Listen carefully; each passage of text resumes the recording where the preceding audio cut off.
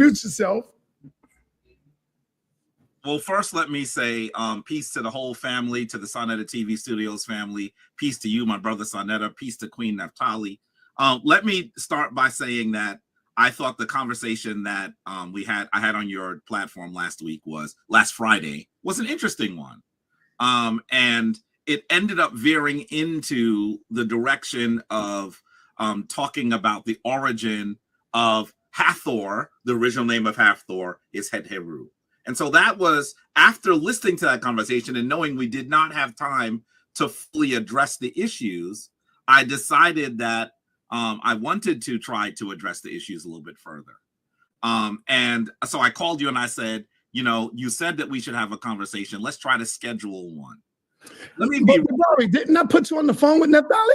No, yes. Oh, yeah, and you said yes, we're gonna further it. There you go. Yes, we were on the phone. Yes, we were. So y'all knew what y'all was gonna talk about. We were on the phone. That's right. We were. Yeah, that's why we sent you the thumbnail and the title and everything, and we thought that was what we was going to talk about. When I had talked to them, that's what I was under the impression. But when we had guys, we sent the thumbnail to Sonetta hours ago, and then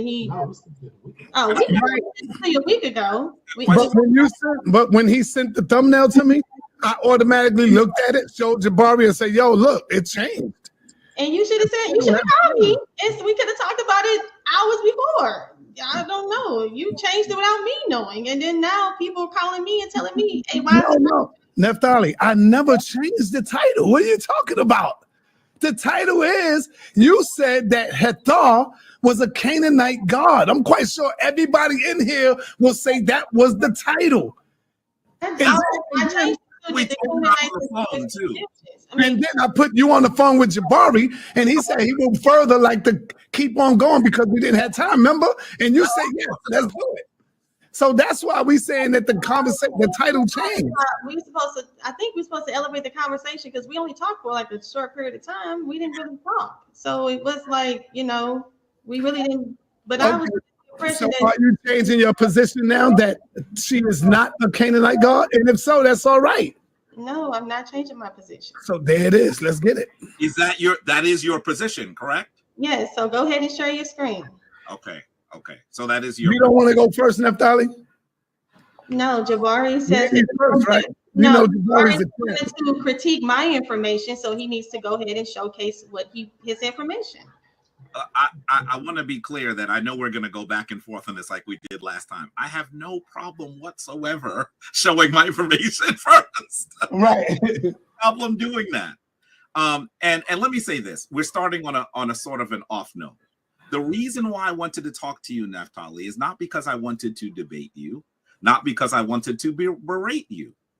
I recognize that I have been on Sonetta's channel now going on 6 years. And sometimes when I have conversations with folks from the Hebrew Israelite community, I feel like all of their references come from the Bible, right? Like that's the only book that they're referencing. While I disagree with your position, I thought it was refreshing that you were looking at sources. I don't agree with how you read the sources, but I thought that was good. That means that we could have a discussion. And so that is the reason why I suggested that. And that's what we said on the phone. I said, listen, I'm not here to insult you, to berate you, anything. I think that we can have a conversation.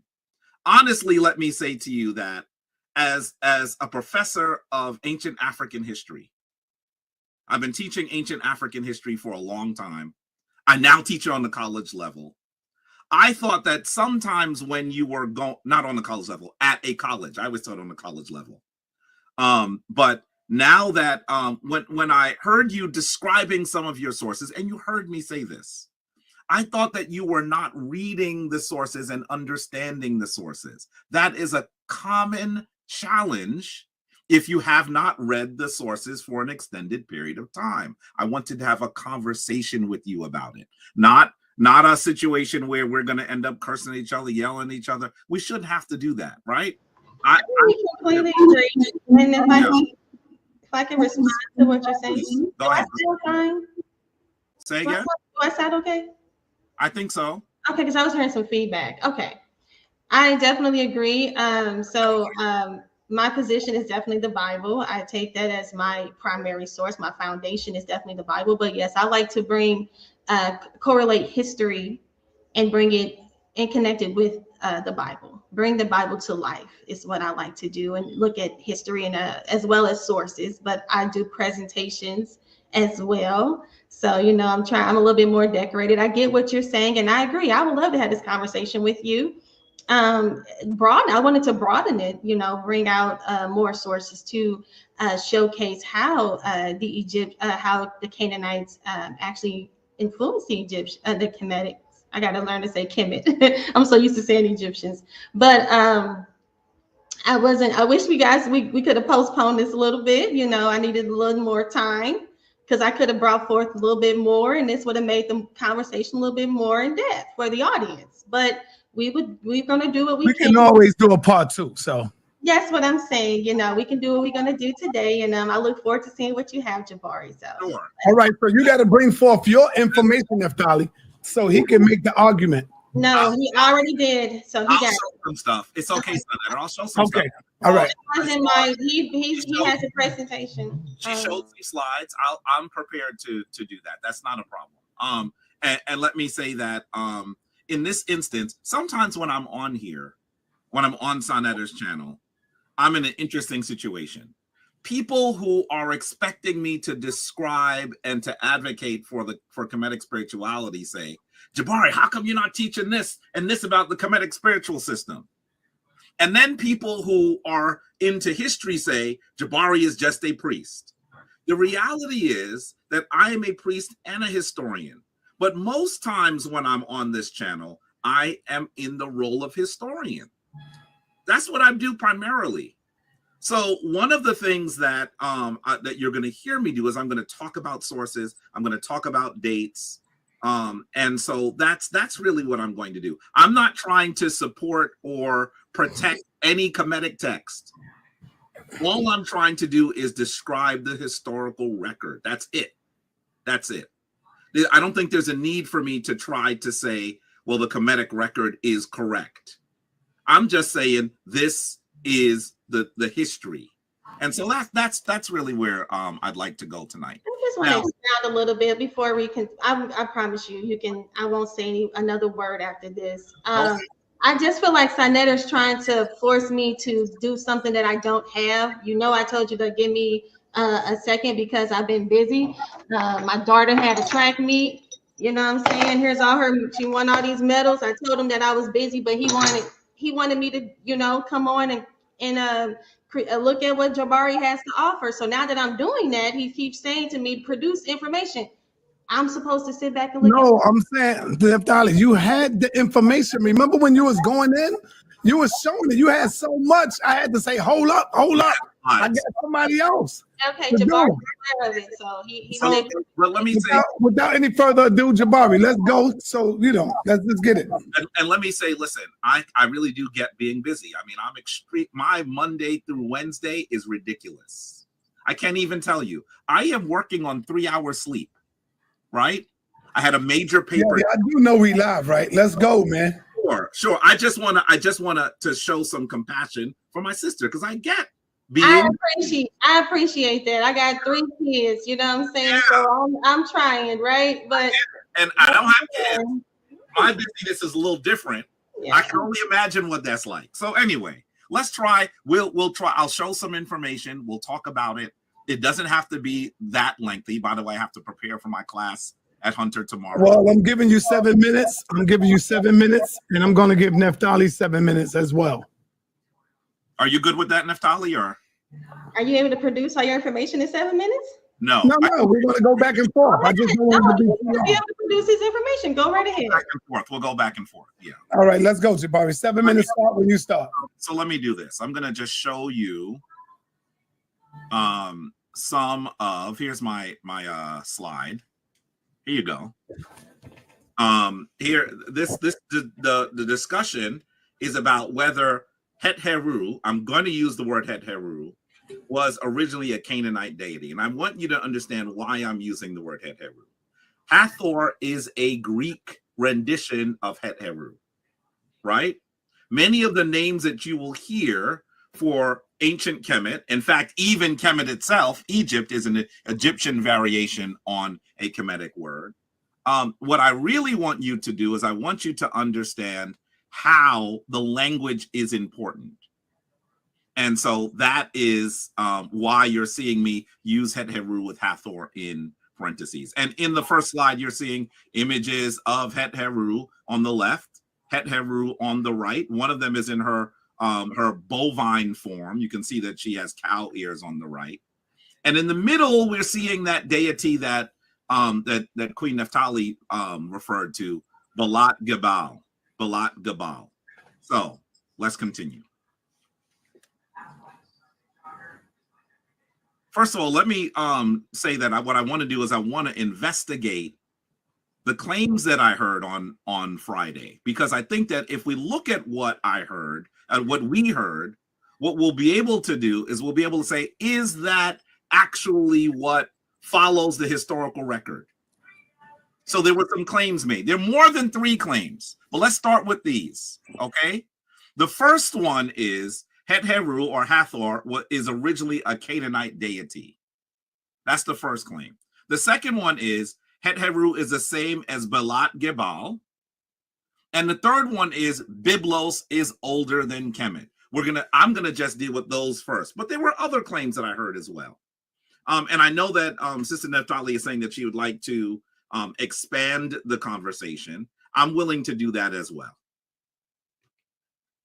So what I want to do, maybe I won't do it here. Maybe I won't do it here for the sake of time. But what I was going to do is play a bit of the video so you can hear the comment that has been made. I'm going to save the video. Let's save the video in case we need to just say, well, here is the claim, and this is why I framed the argument this way. Because trust me, I would not try to misrepresent what Naphtali said. That would not be, that would just be unfair. So based on what she said, I want to acknowledge what has been said. So here is, you saw that Naphtali used Britannica, and you'll see this is the page in Britannica that refers to Belat. First of all, the name is usually Balat Gebal. So I'm not sure why Britannica sought to just use part of the name, but I want you to notice that this is what she was showing on the screen. And right off the bat, I want you to see that it says that Balat Gebal, I'm going to read what it says. You can see it highlighted here. She was often represented with a typically Egyptian hairstyle. If you are represented with a typically Egyptian hairstyle, I'll say Kemetic hairstyle, that means that part of your imagery comes from someplace else, at the very least. It doesn't say that her hairstyle goes back from Canaan or wherever else, Byblos, to Kemet. It says that it goes in the other direction. It's an Egyptian hairstyle, headdress, and costume. And they even say by the 12th dynasty, somewhere around 1991 to 1786 BCE, she is equated with the Egyptian goddess Hathor. So I want you to recognize that they're saying that she is connected to Het Heru by the 12th dynasty. Right off the bat, without knowing much about Kemet, you should recognize that that means that Kemet has already had 12 dynasties before it. Some of you are saying, wait a minute, isn't 11 dynasties, Jabari? No, I want you to understand that historians put the rulers of that first dynasty in what they call dynasty 0. So there were 12 dynasties before the 12th dynasty. That's bizarre, but that's what historians do. I'm not saying I agree with it. I just want you to understand what we're talking about here. In addition to that, this is the image that Naphtali showed for Belat. You recognize it on her screen, correct? This is the image that showed. And in fact, when I looked at her slide, I thought it was interesting that when it went to Britannica, I did not see this statue. So I was honestly a little confused. But then I realized Naphtali added it to her slide. This is challenging because I want you to understand that this statue has a date. Sometimes you hear people say that what they do, what you've heard me say, that what people do is they smash hundreds, if not thousands of years together. If this is Balat, when is this statue from? Well, I want you to know that this statue, I don't know if Naphtali knows this. Of course, I know it because I saw it with my own eyes when I traveled to the British Museum. This statue is from the British Museum. From the British Museum. And it comes from what period? The Roman period. She added this image to her slide. It wasn't in Britannica. But I want you to understand this is from the Roman period. Right off the bat, you should say something sounds fishy. If we're all the way at the Roman period, that's after Kemet falls. But we're showing an image from a deity after 3,000 years of Kemetic spirituality. And 1 minute, 30 seconds. How much? 1 minute, 30 seconds. I wish you had told me a little early. That's okay. So I want you to understand that that is what we're doing. And look at the Roman Empire. The Roman Empire is from somewhere around 27 BC to 393 AD. That's how they've described it. But clearly this statue could be as early as about 200 BCE. We are smashing hundreds, no, not hundreds, thousands of years into one. In addition to that, you also see that Naphtali showed this when she described what she was looking at. And I don't think that she was reading it properly. This is an article, the lady of the titles, the Lady of Byblos in Search for Her True Name. And she had the second page on the screen. And I want you to just look at it. I'm not going to show you all of it. I don't have time to do it. But look at what it says.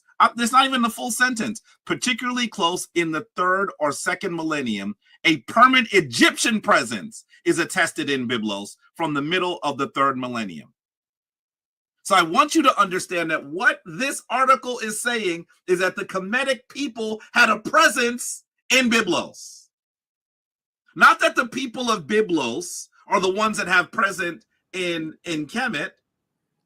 What are they trying to tell you? Byblos is under the auspices of Kemet.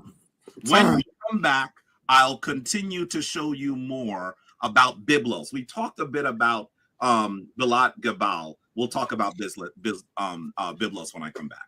All right, thank you. Now, after Naphtali go, we can make it 10 minutes in case y'all want more time. It's up to Naphtali. So Naphtali is on you. Shout out to my brother, one of the scholars in the building, Commission Adept. Shout out to my man, Commission. All right, Naphtali, it's on you, sister. And time will start when you're ready.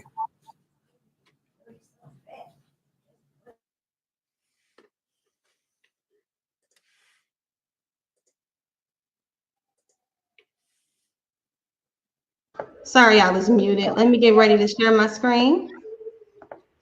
All right. There we go. Okay. Oh. All right. Can you see my screen? Okay, there we go. It's sharing. All right. So the first thing Jabari speaks on. You ready? Yeah, let's go. Time starts. 7 minutes. All right. So the first thing that Jabari speaks on is the fact that I used the Roman image of her.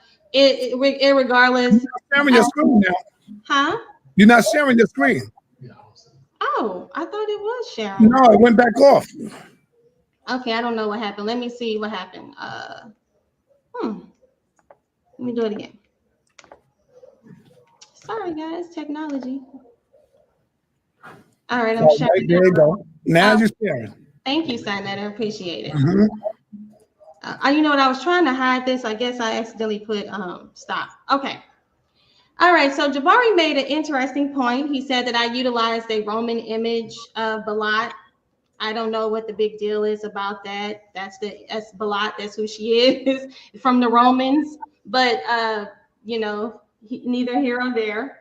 So it says right here that she's typically, often typically represented with an Egyptian hairstyle and headdress and costume.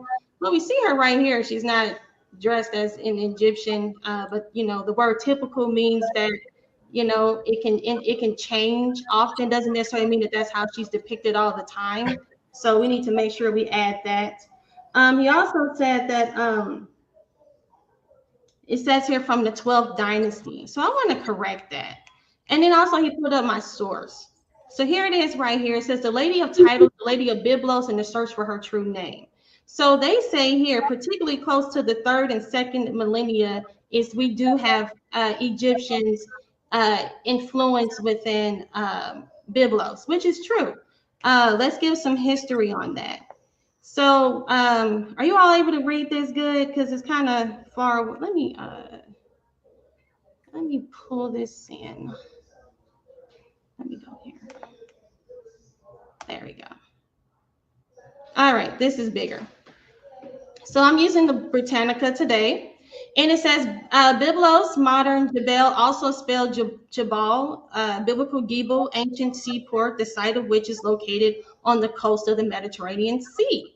So it gives a little history on Byblos, but when you go down, it says modern archaeological excavations have revealed that Byblos was occupied at least by the Neolithic period, 8,000 to 4,000 BC. So it says during the 4th millennium BC, an extensive settlement developed there because Byblos was the chief harbor for the export of cedar and other valuable wood to Egypt. So it's letting you know that they were very valuable to the Egyptians because they were the chief harbor of this wood that Egypt needed to build their boats, build all types of things with, correct? So it says here, so that's what the relationship was. So we know that no one's saying that the Egyptians weren't there. Of course they were there. They were trading. So it says here, the Egyptian monuments and inscriptions found on the site attest to close relations with the Nile River Valley throughout the second half of the 2nd millennium. It says during Egypt's 12th dynasty, Byblos again became an Egyptian dependency. So it says here that the Egyptians depended on Byblos. And it says here, and the chief goddess of the city, Balat, the mistress with her well-known temple at Byblos. So she already had a temple, and they're letting you know right there that she was worshipped in Egypt. And after the collapse of the Egyptian New Kingdom in the 11th century, Byblos became the foremost city of Phoenicia.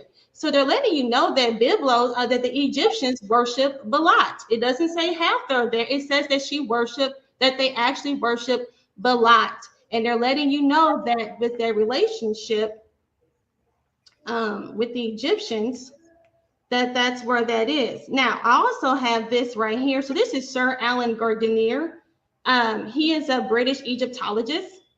Now, what he did was that it says here, scholars still argue over what the inscription actually says. So we have the Proto-Semitic inscription found at Serabit el-Kadim. And it says here that Sir Alan Gardiner thinks it mentions the Canaanite goddess Balat. So it says the British Egyptologist and linguist, for one, translated the word Ibalat to mean to Balat. If he is right, it would confirm the presence of Semitic people, probably continuing their work as miners as they have done in the Chalcolithic period through early Bronze Age.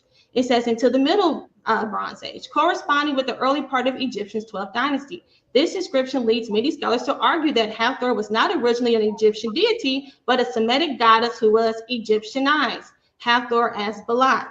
Now, I also want to showcase here that around 3000 BC, Byblos port was the most important timber shipping center in the Eastern Mediterranean. It was used by the Phoenicians to ship their local wine, cedars, Lebanon, 3 minutes, and other wood to pharaohs of ancient Egypt to be used in tomb construction and ship building. So this right here lets you know the importance of how Byblos port was.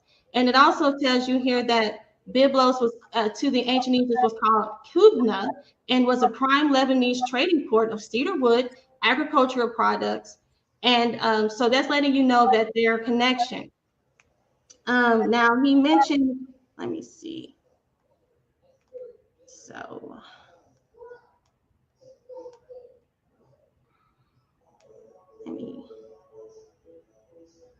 I kind of got things because I got things in my order, but he said some things, so I want to get it You could pause if you want. Pause and get it straight.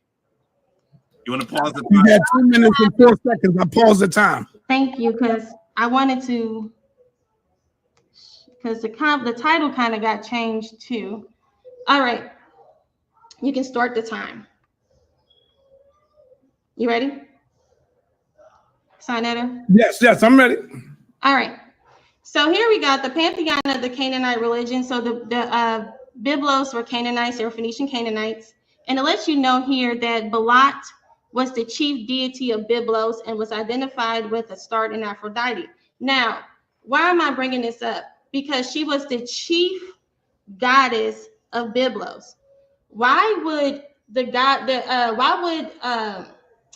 why would these Byblos, the Phoenicians, have to wait until the 12th dynasty to make her their chief deity, right? That makes absolutely no sense when she is the chief. She's been around for a very long time. Right here it says that her temple was built at 3000 BC, which makes her temple at about 5000 BC. So that puts her way older than what Jabari is trying to say, that she had to wait for Egyptian influence when they were already worshiping her. And they've been around since 8,000 years. So why would they have to wait so long to worship Hathor, or worship Hathor? That makes absolutely no sense. So we have to think about it like that.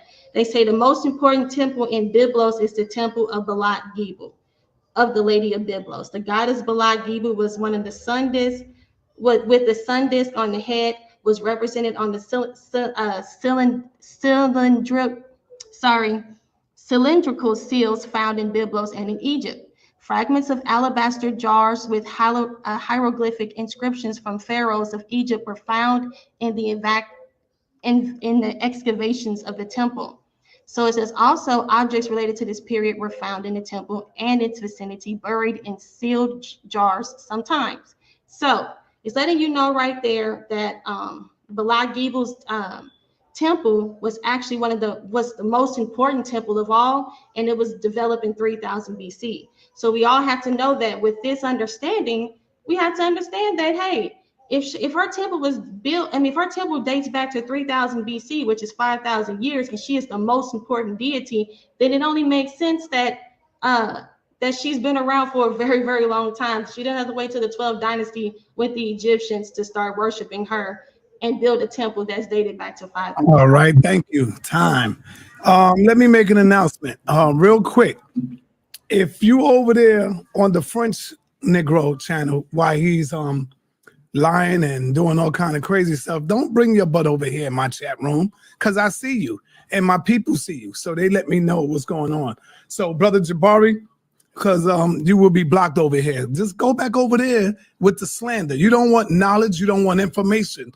You see over here we deal with the knowledge and information, so go back over there and play with information to the false news. Anyway, Jabari, we're going to amp up the time, Naphtali. If it's all right with you, I would say 10 minutes. Is that all right with you, Naphtali? You said 10 minutes? Yes. Go ahead. All right, 10 minutes in this round, brother Jabari. You got the floor, brother. Time will start when you start. Okay, let me start by responding to some of what I heard Naphtali say. You ready? Yeah, let me just, I'm going to start responding, then I'll show a few slides. Let me say that I really wish that I could get Naphtali into my class, and I don't mean that disrespectfully. I think that this is an intelligent sister, but I think that she needs to do if she did a history class, she'd be even more powerful. She would become more conversant with some of the things that she's talking about. You'll routinely hear her say, for example, that the temple for Balat was built at 3000 BCE, which puts her at 5000 BCE. What she's trying to say is, if the temple was built in 3000 BCE, then it's 5,000 years old. That's what she's trying to say. And I think that is something that becomes confusing, perhaps for her and for the audience. She's also mentioned Gardiner. His name is just Gardner. Sir Alan Gardner. I wish that I could get you into a class. You would be a prize student. And I mean that truly, I do. Many of the students in my class aren't reading like you are. But I want you to have a context for what you're reading. She also said Egypt becomes a Biblos dependency. So that means that they were dependent on, that Egypt was dependent on Biblos. That's not what that means. What they're saying is that Biblos was under the control. Let me just share this the screen for a second. This is what she's reading from.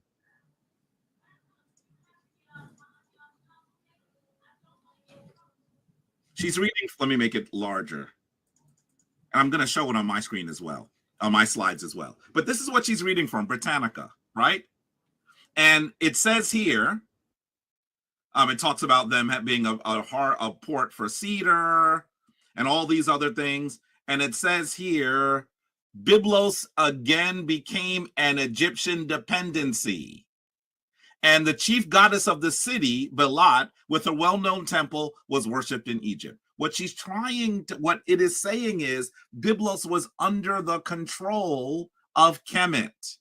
That is what they're trying to say. Here, let me give you an article from the Respect Journal from Edinburgh University, right? Byblos and its relationship to Egypt.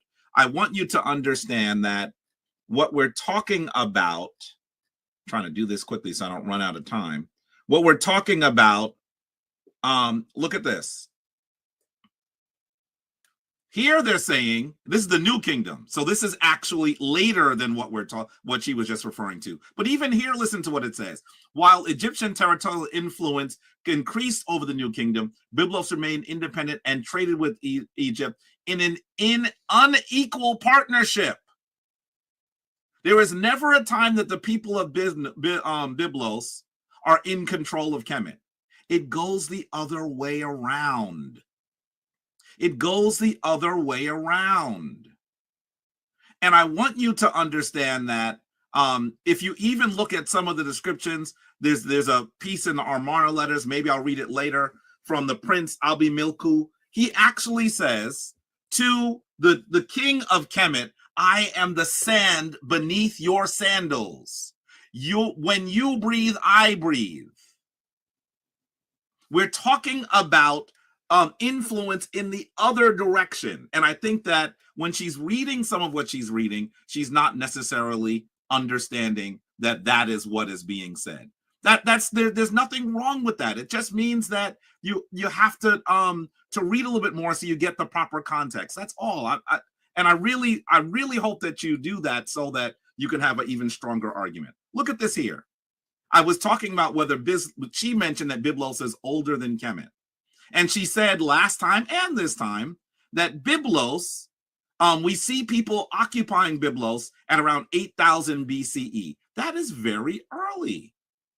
That is very early. So I want you to understand that when you look at this period, Byblos is an ancient city. That's true. It's one of the oldest cities in the world. And I think that if you read this, what could happen when you compare it, for example, to what they've placed about Egypt, you could get confused. So they start talking about people occupying it in 8,000 BCE. But then when you go to Kemet, it doesn't talk to you about when people occupy Kemet. It simply then says, well, we're going to talk to you about the 3,000 years that they had these powerful native dynasties. So you can get the impression that Kemet was not inhabited before it became the world's largest and most powerful nation. That is what you could get confused if you don't know that. And I think that a lot of folks, due to the fact that often what we're doing, and you've heard me say this about Sumer, we describe Proto-Byblos with dynastic Kemet. That's what people do. Same thing they do with Sumer. They describe Proto-Sumer when people were there doing very little, subsisting. And then they compare that date to when Kemet actually is a powerful nation building the world's first superstructures, one of the first literate nations in the world. You have to compare apples to apples. Take a look at this article, Cultural Convergence in the Neolithic Nile Valley. This is a scholarly article, right?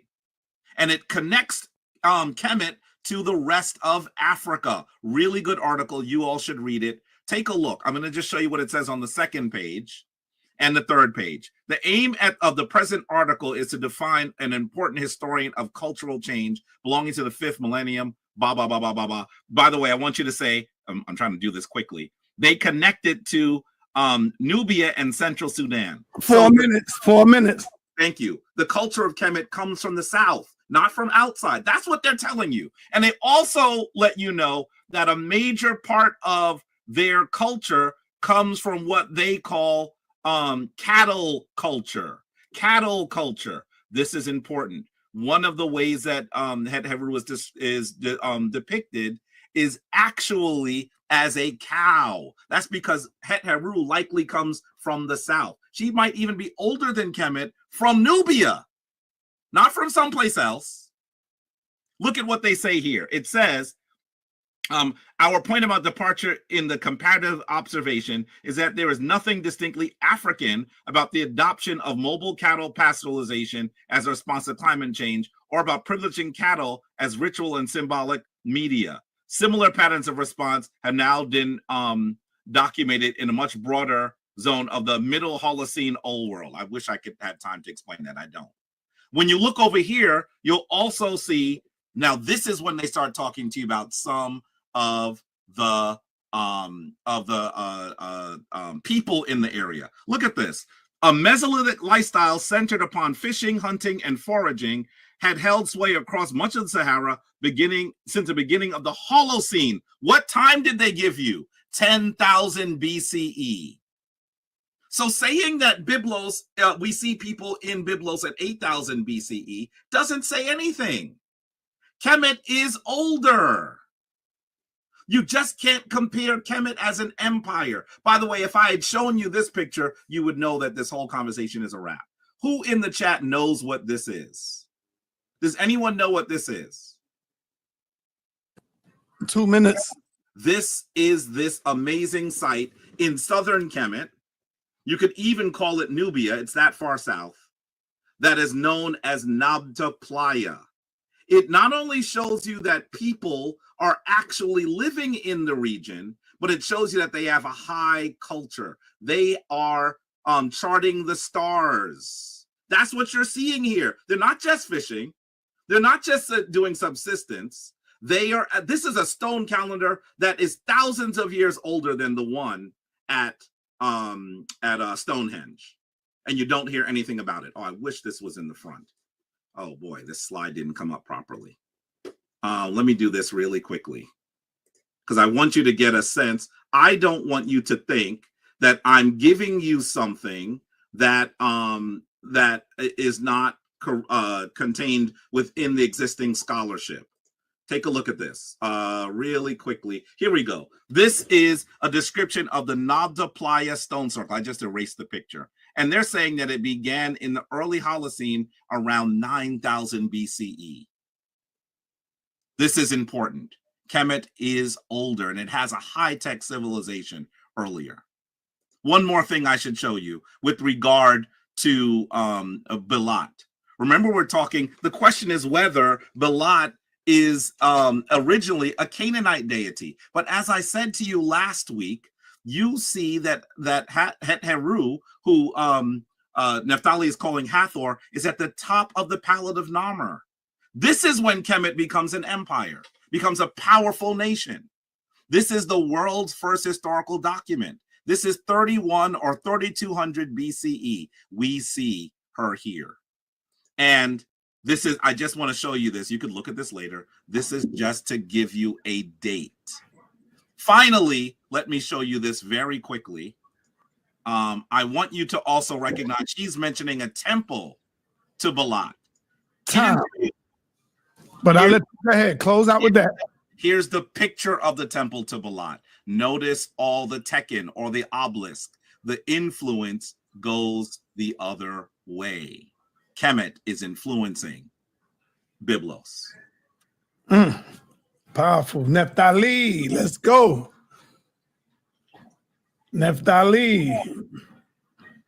I hope you was watching, Naphtali. I'm here, and yes, I was watching. Yes, I was. Let's go ahead and share my screen. And I just want to say this: I don't have a problem with understanding. I think Jabari needs to subscribe to my channel. I'm pretty good. I'm very studied on history, and you know, no worries over here. You know, if I said his name was Gardner, excuse me, I misspoke. Gardner, but guess what? He was a British Egyptologist who interpreted that inscription, and it came back to Balat. It did not. That's whose name it was. Okay, so that is actually correct. But let me go ahead and share my screen and oops, I pushed the wrong button. Let me go ahead and share my screen. So let's talk about some things right quick that Jabari brought out. All right. Okay, let me go back to my, yep. All right, so I'm utilizing the World History Encyclopedia, and this is talking about Byblos. So it says that, Naphtali. huh? Time starting. Thank you so much, Senator. It says the city began as a small fishing village called Gubu or Gibel, right? It says while the coastal region of the land, which the Greeks named Phoenicia, was known to inhabitants as Canaan by 3000 BCE, the little village had grown to a prosperous city through trade. The cedars of Lebanon were highly prized by other countries for use in construction, and Byblos became the single most important shipping port for timber to Egypt. So when I say their dependency, they are the single most important shipping port for their timber to Egypt and elsewhere. It says Byblos was the first city to perfect shipbuilding. Okay, and it's largely due to the craftsmanship of the shipwrights of Byblos that Phoenicians acquired their fame as sailors and princes of the sea, as they were referred to in the book of Ezekiel. It was primarily through trade with Egypt that Byblos grew so incredibly wealthy. Jabari wants you to think that they were enslaving them and putting them under pressure, but they actually were giving them money. They were actually making them wealthy. It says the Egyptians flooded Byblos with material wealth, but also with aspects of their culture and Egyptian religion. Now, I know Jabari's going to say, well, right there, it's telling you that the Egyptians flooded them with their religion, and that is true. However, it says that Byblos is cited as the city where Isis located the body of her dead husband. So right there is letting you know that the Egyptians also provided their religion. But let me show you this right here. It says the role of the temple of Balat Gibel as an intermediary between Egypt and Byblos during the Old Kingdom. So right here, this article is letting you know that the temple of Balat actually was a intermediary between Egypt and Byblos during the Old Kingdom. But I know what you guys are thinking, because you guys are very smart. You guys are like, well, Neff, that's still telling us that the Egyptians were worshipped. But hold on, let me showcase you something right here. Right here, we see an Egyptian stele showing worshipers of Canaanite deities. What are you talking about? Yes, that person right there in that middle is another Canaanite deity. It says the wonderful state of preservation of the stele allows us to appreciate the bold colors, which is painted. It is a private Egyptian stele showing veneration of a divine. I'm so sorry, my dog just started barking. Excuse me. Big dog. I got a pig. You heard that voice? Yes, he didn't saw a cat. Hey, Nefali, I paused your time. You at 7:14. You can take care of the dog if you want.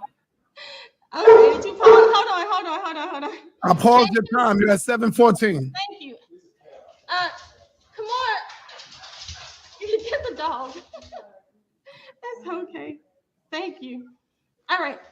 So it says the wonderful. Can you go ahead and start my time sign there? Did you hear me, Senator?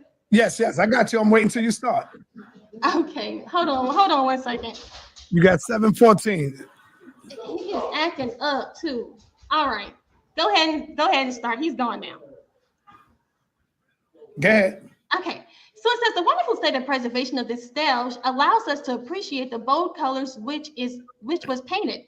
It is a private Egyptian stele showing veneration of the divine triad. Surprising to Out of the three are Canaanite and not Egyptian gods. The stele is divided into two sections. In the lower section, the scribe Ramos and his wife are seen kneeling in a gesture of veneration towards the three deities depicted in the upper section. The central deity is a Canaanite goddess, Kadeshet, standing naked on the back of a lion. Her figure carries a connotation of eroticism and fertility. On the right is the Canaanite warrior god Reshef, who is associated also with healing and fertility. On the left is the Egyptian god Min Amun Ra. So it says, whose role as god of fertility and male potency is clearly reflected in his iconography. Now it says the inscriptions on the side identify all five figures. Egyptians worship of Canaanite gods. So right here we see actual Egyptians worshiping Canaanite gods. So what does this mean? They both were influential to each other. Okay, so the fact that they were worshiping, you know, the fact that, and I have another something else. I hope I got time. So right here it says, J.W. Curator Aaron Ari, welcome to Ancient History Encyclopedia. So they're telling you, thank you. This is where this comes from. And it was actually a exhibit. It was called Pharaoh and Canaan, the Untold Story. So right here, it says 3,500 years ago, mutual cultural influence and political fluctuations marked the relationships between ancient Egypt and Canaan. Around 1700 BCE, the Hyksos, now we got to talk about the Hyksos. The Hyksos actually came into Egypt and ruled. So that was actually Canaanites that came in and ruled. And it says a foreign dynasty of Canaanite origin conquered northwest Egypt. So you see, the Canaanites actually came back and they conquered the Egyptians. It says, following their expulsion, some 100 years later, Egypt entered a period marked by military conquest and cultural finesse. Now, it says, I have read that the Canaanites absorbed, now listen to this, the Canaanites absorbed technological and artistic innovations for Egypt. And the Egyptians, in turn, adopted some Canaanite deities and technologies. So it tells you right here, the areas where Canaanite culture had the most influence over Egypt was its religious matter, and Egyptian cults. In this period, a group of Canaanite deities was accepted into the Egyptian pantheon. Temples of these gods and goddesses are known from Egypt, and they now appear on Egyptian monuments as worshipped entities, both by private persons or Pharaoh himself. Additionally, in other aspects of life, one can identify that the Canaanite effect. For example, after thousands of years of Egyptian pottery production with handleless jars, in this period, Egyptians, they were called amphorae, are produced with handles as an imitation of Canaanite jars. So what they're trying to showcase is that the Egyptians were actually producing jars that, I'm trying to see, is it amphorae jars that they got from the Canaanites. It also says that so well as around the Eastern Mediterranean, in other cases, the first use of scimitars, which are those curved swords. So those were originally Canaanites. So what they're showcasing is, it says by the Egyptians, not only were scimitars used during the period in Egypt, but they became an Egyptian symbol of power. So this Canaanite sword actually was raised to the point where they used it as a symbol as power. So right there is letting you know that these Canaanites actually had a very great influence on the Egyptians, as well as the Egyptians have an influence on the Canaanites. But the thing is that what the most important thing that we need to take back from this conversation is the fact that the Egyptians did pull from the Canaanite pantheon. So how much time do I got, Si? You have 2 minutes and 45 seconds. Okay, cool. All right. So with that, let me see.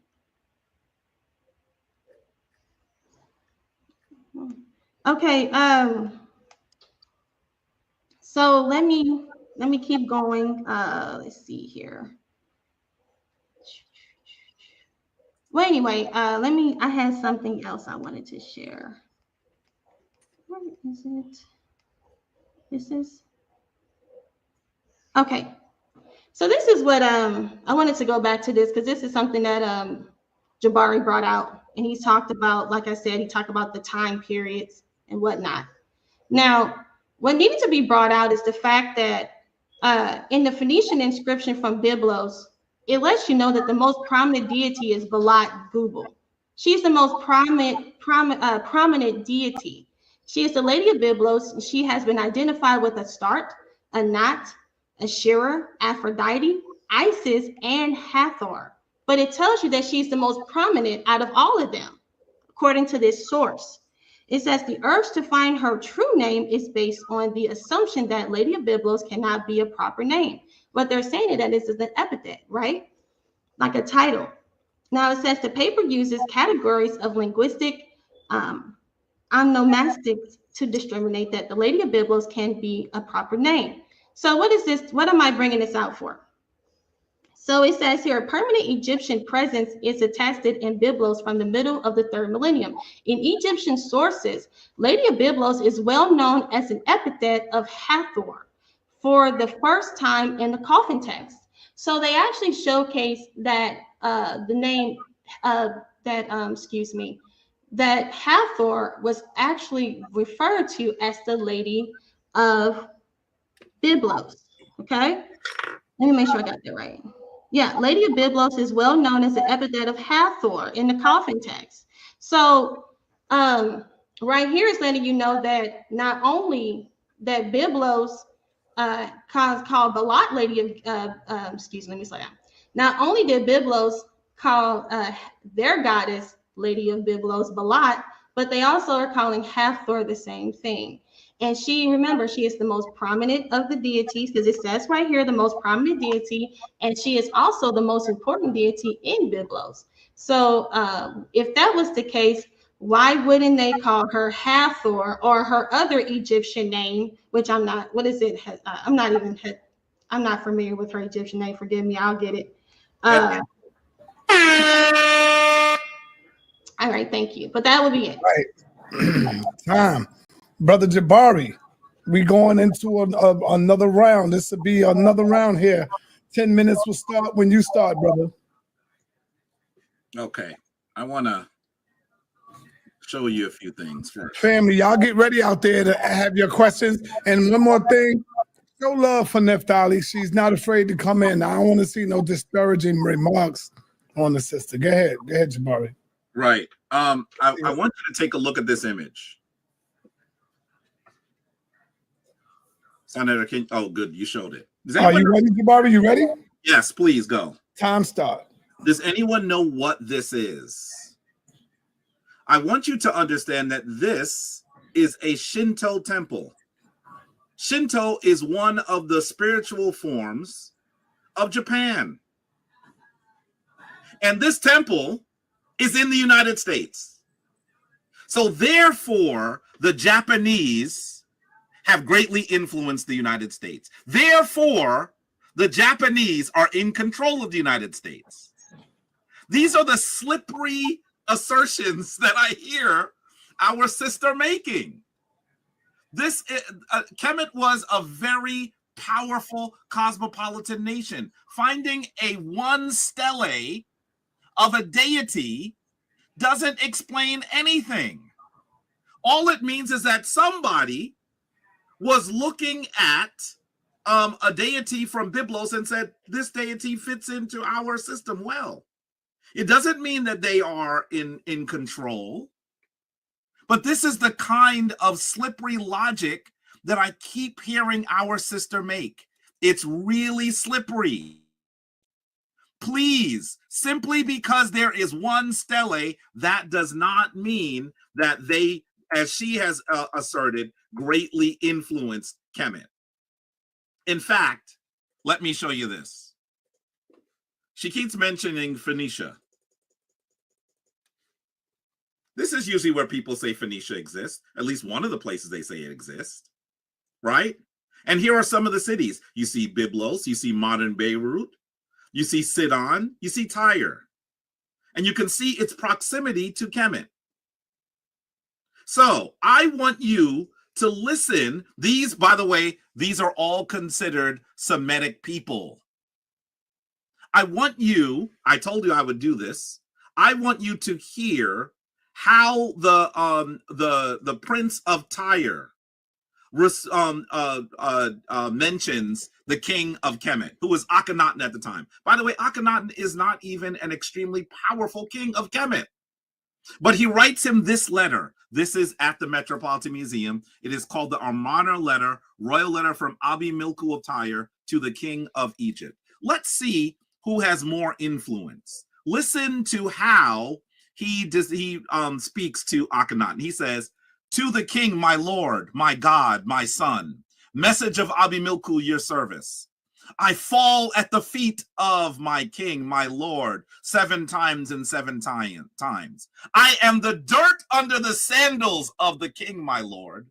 My lord is the sun who comes forth over all the lands by day, according to the way of being the sun, his gracious father, who gives life by his sweet breath and returns with his north wind, who established the entire land in peace by the power of his arms. Hapisi, who gives forth this cry in the sky like Baal, and in the land is frightened at his cry." That is just part of the letter. He says that he is the sand beneath the sandals of the Kemetic king. You have to understand what is being said. This is not a situation where simply because you can find a stele, this means that the people of Byblos they greatly influenced Kemet. What does that mean? What does that mean? Once again, simply because there is a Shinto temple in the United States, does that mean that the Japanese have greatly influenced the United States? Does it mean that the Japanese are in control of the United States? This is the way that this is what she is saying. It's problematic. By the way, even what she's reading says that Byblos was often under the control of Kemet. She says, well, all of the cedar comes from Byblos. What does that mean? The United States doesn't have any diamonds. There are more diamonds in the Congo. Are you saying that the African nation of the Congo is more powerful than the United States? What are you saying? Do you know how many things the United States gets from Mexico? Does that mean that Mexico is more powerful than the United States? These arguments are really, really poor. And I wish that I mean this with no disrespect, if she could just get the proper context, she would be able to make stronger arguments. By the way, she keeps saying stele. It's a stele. It's a stele. That's what she's referring to. Why am I talking about her pronunciation? Am I just trying to be a high school teacher? No, because what I'm trying to say is, if you had done a lot of reading, if you were familiar with this area, you would know how a word is pronounced. But when you mispronounce so many words of scholars, you don't know the name of Het-Heru, all of these things mean that you are unfamiliar. Byblos does not control Kemet. By no stretch of the imagination would you make that argument. By extension, how about we look at this? By the way, one of the things that she still hasn't done, notice that she shifted the goalposts entirely. This conversation and the thing that she said that 4 minutes conversation, 4 minutes you said? Yeah. Good. And the thing that she said that prompted this conversation is that Het-Heru is a Canaanite deity. Now she's trying to say you can see some Canaanite stuff in Kemet. That's what the argument is now. She's already relinquished her position. Did you hear it? I heard it. If you didn't hear it, no, let's do it another way. If you did hear that, put a 1 in the chat. I want you to acknowledge that you heard it, because she's no longer making her argument anymore. Is she simply going to look for things in Kemet that seem to have come from Canaan? Is that what she's doing? Does that mean that Canaan is more influential in Kemet than a place where you have a prince of a subsidiary city saying, you are the sand underneath my feet? In order for her to substantiate her argument, she needs to give me an image of her deity. I need to see her, Jabal, in Kemet.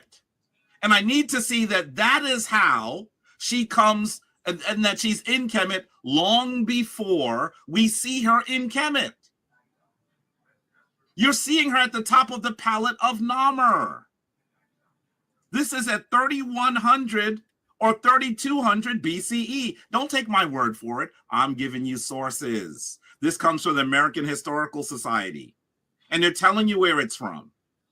Can you see? If she is at the top of the palette of Namer, show me Bilal Gabal in Kemet earlier than this. Show me Het-Heru in Byblos earlier than this. You cannot. That's what we're arguing. Don't just show me a slab of stone in Kemet that seems to have some influence from Byblos. What does that mean? It means nothing. It doesn't help your argument. You need to build it stronger than that for it to make sense. Once again, scholarly article, right? This is from Sage Journal. 1 minute and 30 seconds. Good. This is from Sage Journal. And I want you to see here on page 1, this is modern designs on pre-dynastic slate palettes, right? 1955. This is not a new article. Listen what it says here. One of the figures in relief on the rim must have been a head of Hathor. They're using that name. As a cow, similar to the heads in the pairs at the top of the palette of Namer, but with the stars at the tip of each horn. I can show you that palette as well. They're telling you the palette of Namer has Het-Heru. That's what they're saying. That's what they're saying. There's no other way around it. Show me it earlier elsewhere. That's all I need to see. And if you do that, I will relent. But because you cannot, you must relent. That's just how this game is played. By the way, this is even earlier. Here goes the Nakata 2 Stele. This is earlier than the Palette of Namer, also in Kemet. It is believed to be Het-Heru. This is before Kemet becomes a powerful nation. I could do this all day. Het-Heru is Kemetic. Het-Heru, if she's not Kemetic, then she's Nubian, she's Cushitic. All right. Naphtali, you got your round coming up. And a message to my brother, Civil War folk, Civil War. They just hate Naphtali. That's why they always jumping her about 3 at a time. No, my brother, beloved, we can never hate Naphtali. We love Naphtali. We don't hate her. We love Naphtali. She got love over here. Just because we don't agree with the information, brother, don't mean we hate her. I don't agree with the Hebrews. I don't hate you. I don't hate Quadna. I love brother Quadna. There was a time we was banging on each other, but I learned to love and respect that brother. He's a good dude to me. Me and JJ go at it all the time. I don't hate JJ. I hate the knowledge. So I just want y'all to know that. There's no hate over here. That's otherwise you wouldn't be here. People wouldn't be here. Cesaria, I mean, promotion, whatever y'all got, y'all could come here. So with me clearing that up, Naphtali, it's on you. You got 10 minutes whenever you're ready.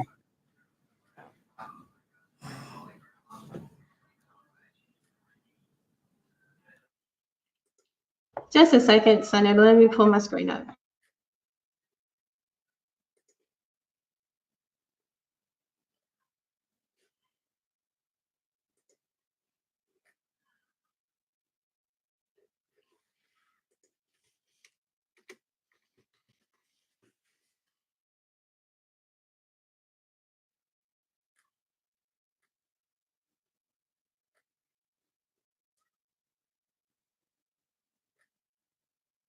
All right, guys, let's get back to business. I do apologize for the delay. All righty, let's share my screen. Okay, So before I start talking, I want to just talk about what Jabari brought out. So he says that I was speaking that Biblos greatly influenced Kemet. That's if that's what you're hearing or that's what you're getting from what I'm saying, Time then start, Naphtali.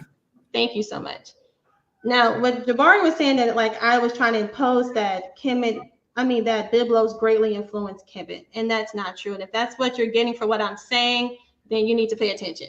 Because what I'm saying is that they had now Egypt was the ruling class, but due to their relationship, they gained a relationship together and they began to influence each other. Okay, they were influential to each other, meaning that the Egyptians absorbed some of the Canaanite gods, and we saw that on that stele. Okay, they were bending down, worshiping Canaanite deities. Now, as far as Jabari, what he has to say, people are entitled to their own opinions. That's Jabari is sharing his opinion as well as sources, as well as I am. So Jabari can say what he wants to say, but he's entitled to his opinion.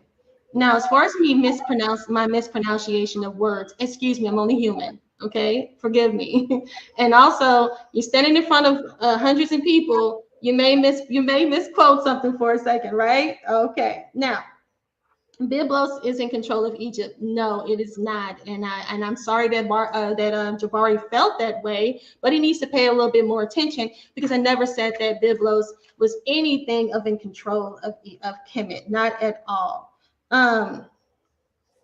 So now let me get back to my point here. So right here, this source is saying that the function of Temple of Balad Gebel as one of the first meeting places in relation between Egypt and Byblos could be better understood with the knowledge of the socio-political system prevailing in the Lebanese port during the 3rd millennium BC, as well as the ideological relationship of the goddess to the system. Now it says during the early Bronze Age, Byblos may have been ruled by a monarchy similar to the one during the Middle and late Bronze Ages. A cylinder seal found in Byblos and dated in the Old Kingdom seems to indicate the existence of rulers in the city.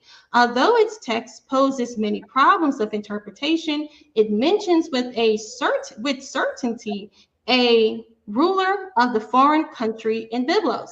So what they're saying here is they found a cylinder seal. Now they're having issues deciphering it, but they said for a fact they know the ruler of the foreign country was in Byblos. Now it says here, Balak Gebel's connection with the monarchy of Byblos is documented for the late Middle Kingdom and especially for the New Kingdom. It says in the letters of El Amarna, King Rib Adi of Byblos usually headed his message wishing that the goddess of Byblos should protect the Egyptian Pharaoh. Now, in this letter, and this El Amarna letter that Rib Adi of Byblos, the king of Byblos, he sent to the Egyptians, he headed the message wishing that the goddess of Byblos should protect the Egyptians' pharaohs. Now, if they worship Hathor or her Kemetic counterpart, I'm sure Jabari's going to insert that. When they put that in the El Amarna letter, instead they said the goddess of Byblos. So they're referring to the goddess of Byblos. They said during the 1st millennium BC, the king of Byblos said they were protected by Balat Gebel. They didn't say they were protected by Hathor. And again, her alias. It says, despite the distance in time, it would not be unreasonable to think that the goddess was already considered to be the protector of the royalty of Byblos in early Bronze Age.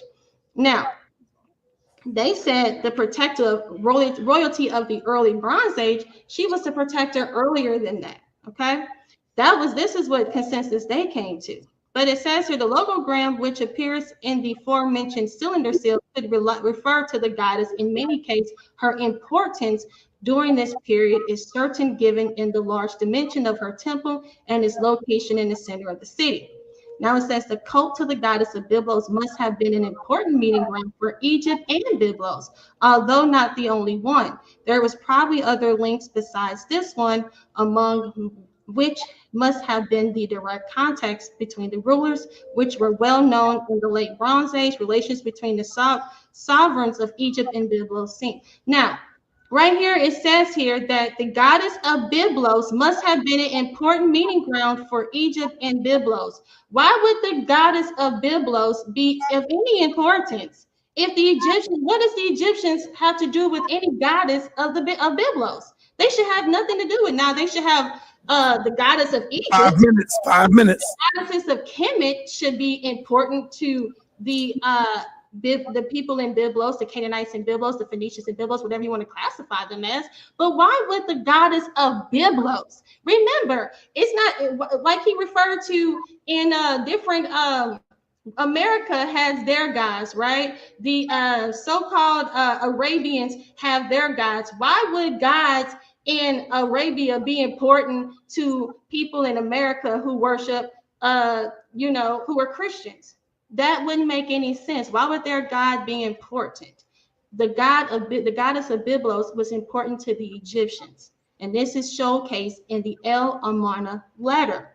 Okay, so that is another source to showcase that of her importance. Also, this is showcasing that chapter 2, the god representing the scimitar sword on the cylinder seal from Beth Sheen, Belseth, or Reshef. So it says the unique Egyptian cylinder seal found in 1925 during excavations of the University of Pennsylvania at Beth Sheen portrays a Canaanite god presenting the scimitar sword of victory to King Ramesses II. It says the seal has been frequently discussed in the context of Egyptian Levantine relations during the Ramesside period, when the worship of Canaanite gods in Egypt was commonly practiced, and representations of Canaanite gods frequently appeared on royal and private monuments. So right here, and this is in the house of, I'm so sorry. I do not really know how to pronounce these names. Forgive me. But what is important, guys, is that this Beth Sheen portrait showcases the seal that showcases how the worship of Canaanite gods in Egypt was commonly practiced. I hope you guys are getting that from what I'm saying, was that the identity of the Canaanite god depicted on the Beth Sheen cylinder seal has been the subject of debate. While originally identified as the synchronized Baal-Seth, the god is now frequently considered a representing Reshef based on the classification. So irregardless, it's letting you know that on this particular seal, the Beth Sheen cylinder seal showcases worship of Canaanite gods. So that's another source showcasing that the Egyptians were indeed worshiping Canaanite gods. Also, the El Amarna letter showcases how the king of Byblos was writing to them, saying how, may the goddess of Byblos be a protector. If the goddess was indeed an Egyptian goddess, you should understand that they should be saying that the Egyptian goddess. Wouldn't that be more respectful to the Egyptians to not take claim of their goddess as if it was their own? I mean, that's just something that we have to make a clarification of, right? So I just want to land me back on what I was saying about the age of Byblos.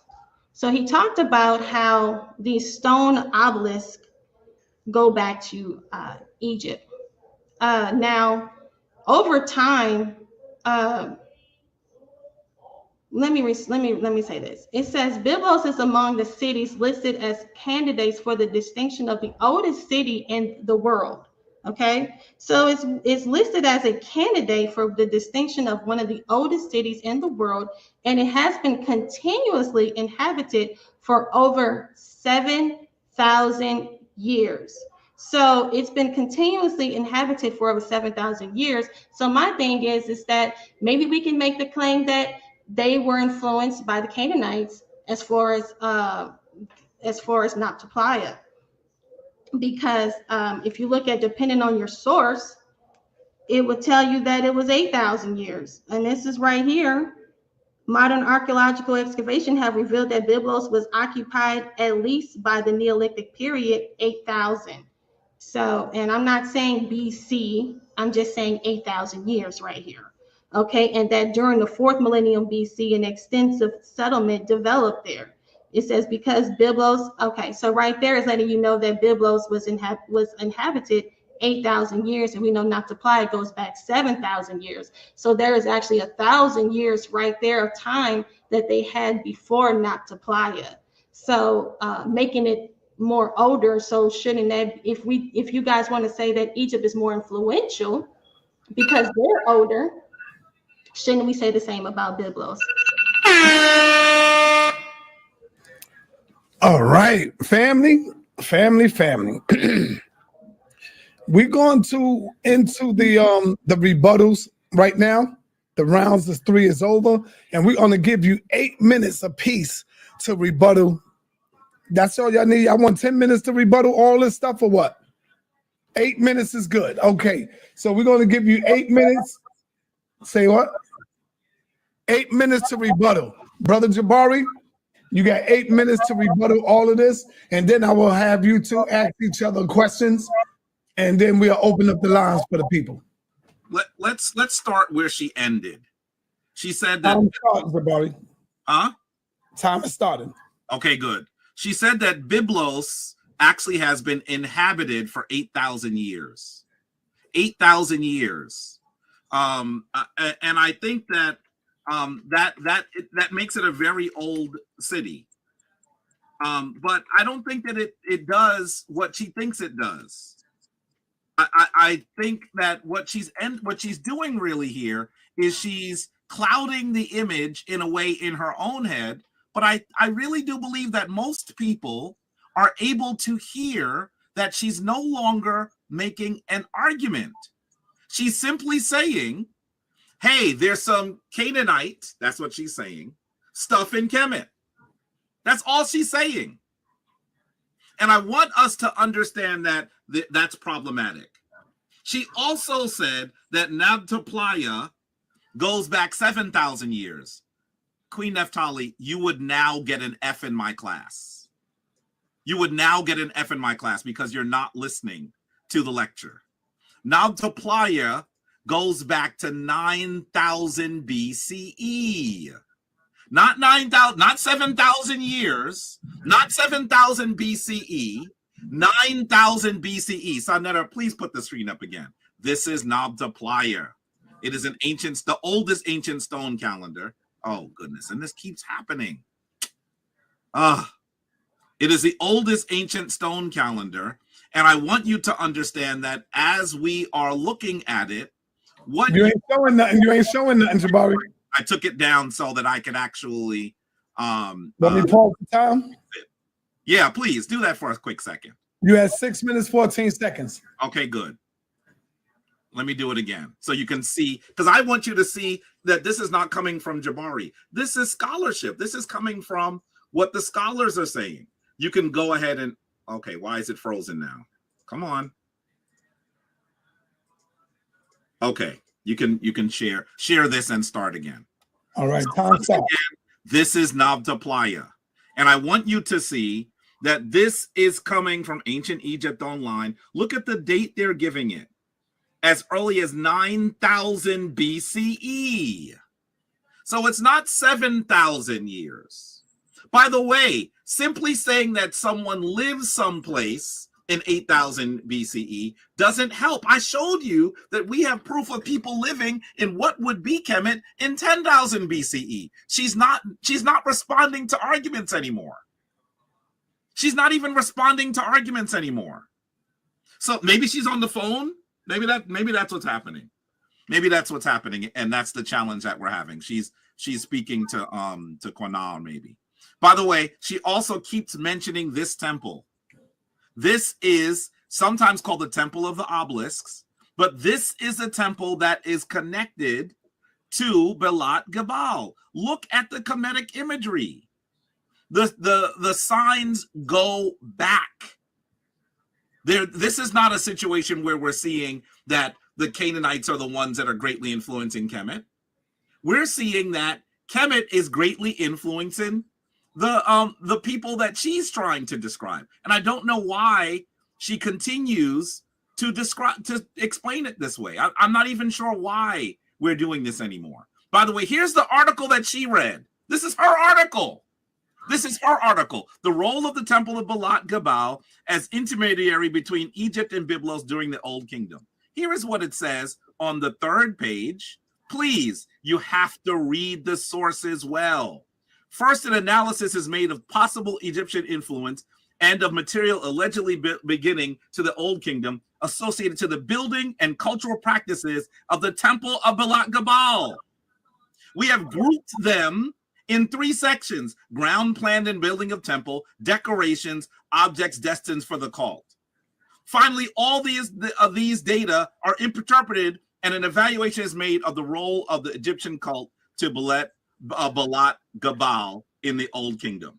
You have to understand that now what this article does is it goes through and you can see, as we will observe in the first instance, the existence of Old Kingdom influences, the Old Kingdom of Kemet. It's difficult to ascertain in the study of architectural characteristics and decorative elements of the temple. Go further down. However, the information for cultic objects analyzed in the 3rd section is clearer. Stone vessels and especially flat-top circle tables offer important evidence for the reconstruction of cultic diplomatic activities of the Egyptians in the sanctuary. They were the ones that influenced the building of the temple. This is her argument. This is her source.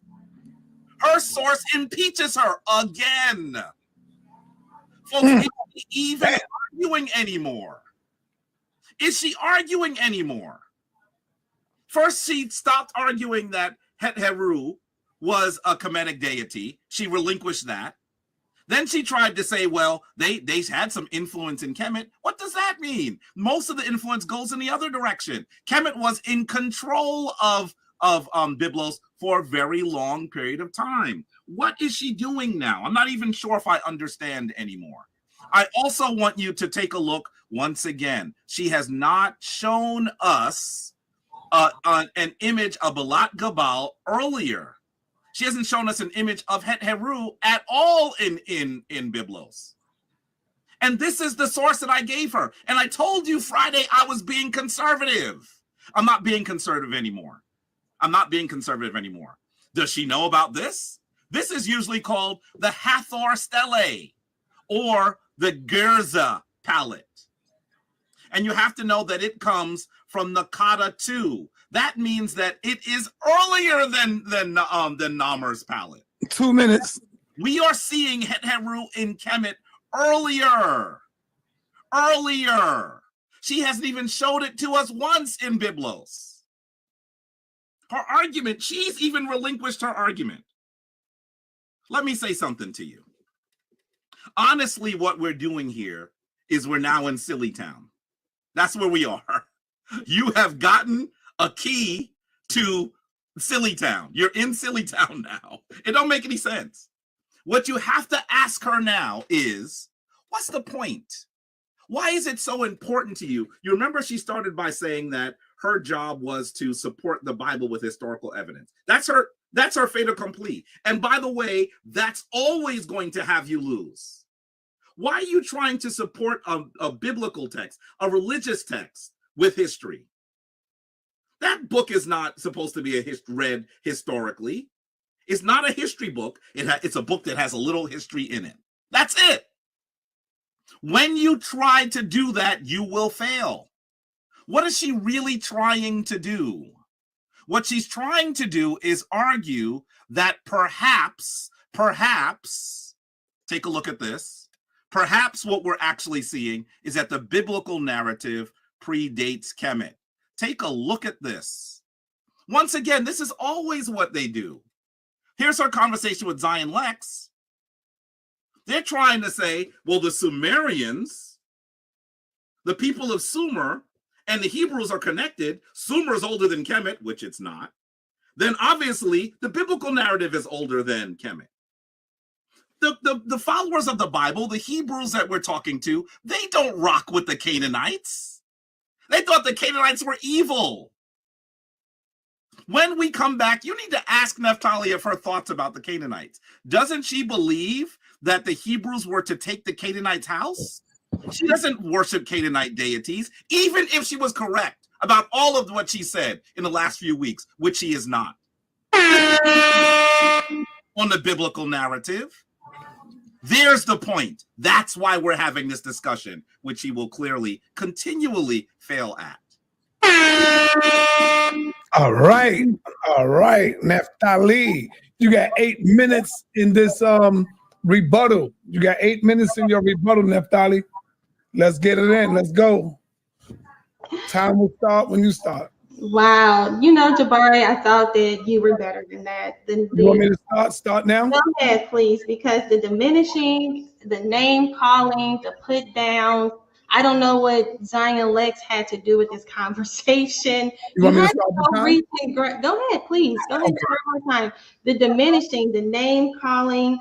I thought you were better than that. I thought when we talked on the phone that you said you weren't going to be doing that. I thought that's what I thought the conversation was going to be on what we're talking about, not on what Zion Lex and I did a long time ago. I really don't understand that conversation has to do with this. And that's pretty sad and it's embarrassing. And it's really sad. You talk about your credential, you talk about how fair you are, but you want to bring up a conversation and talk about, oh, she thinks that she thinks that, and what does she have to do with the Bible, and what the Bible has to do with the Canaanites, and does she worship? What does any of that have to do with this conversation? What does this have to do with the information that's being presented tonight? It has absolutely, judging my background, judging my character, you don't know what I believe. You don't know. I didn't come up here talking about anything like that. I didn't go back and look at your previous videos and talk about what you've done and what you said and what you believe. That has absolutely nothing to do with what we're talking about tonight.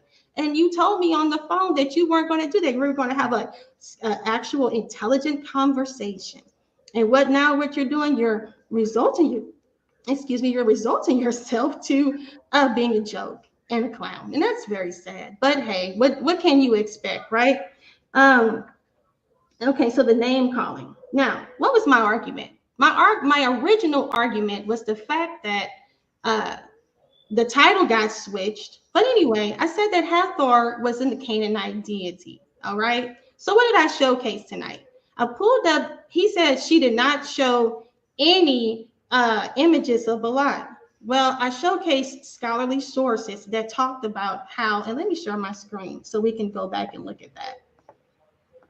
I don't know why I need an image when I have a scholarly source.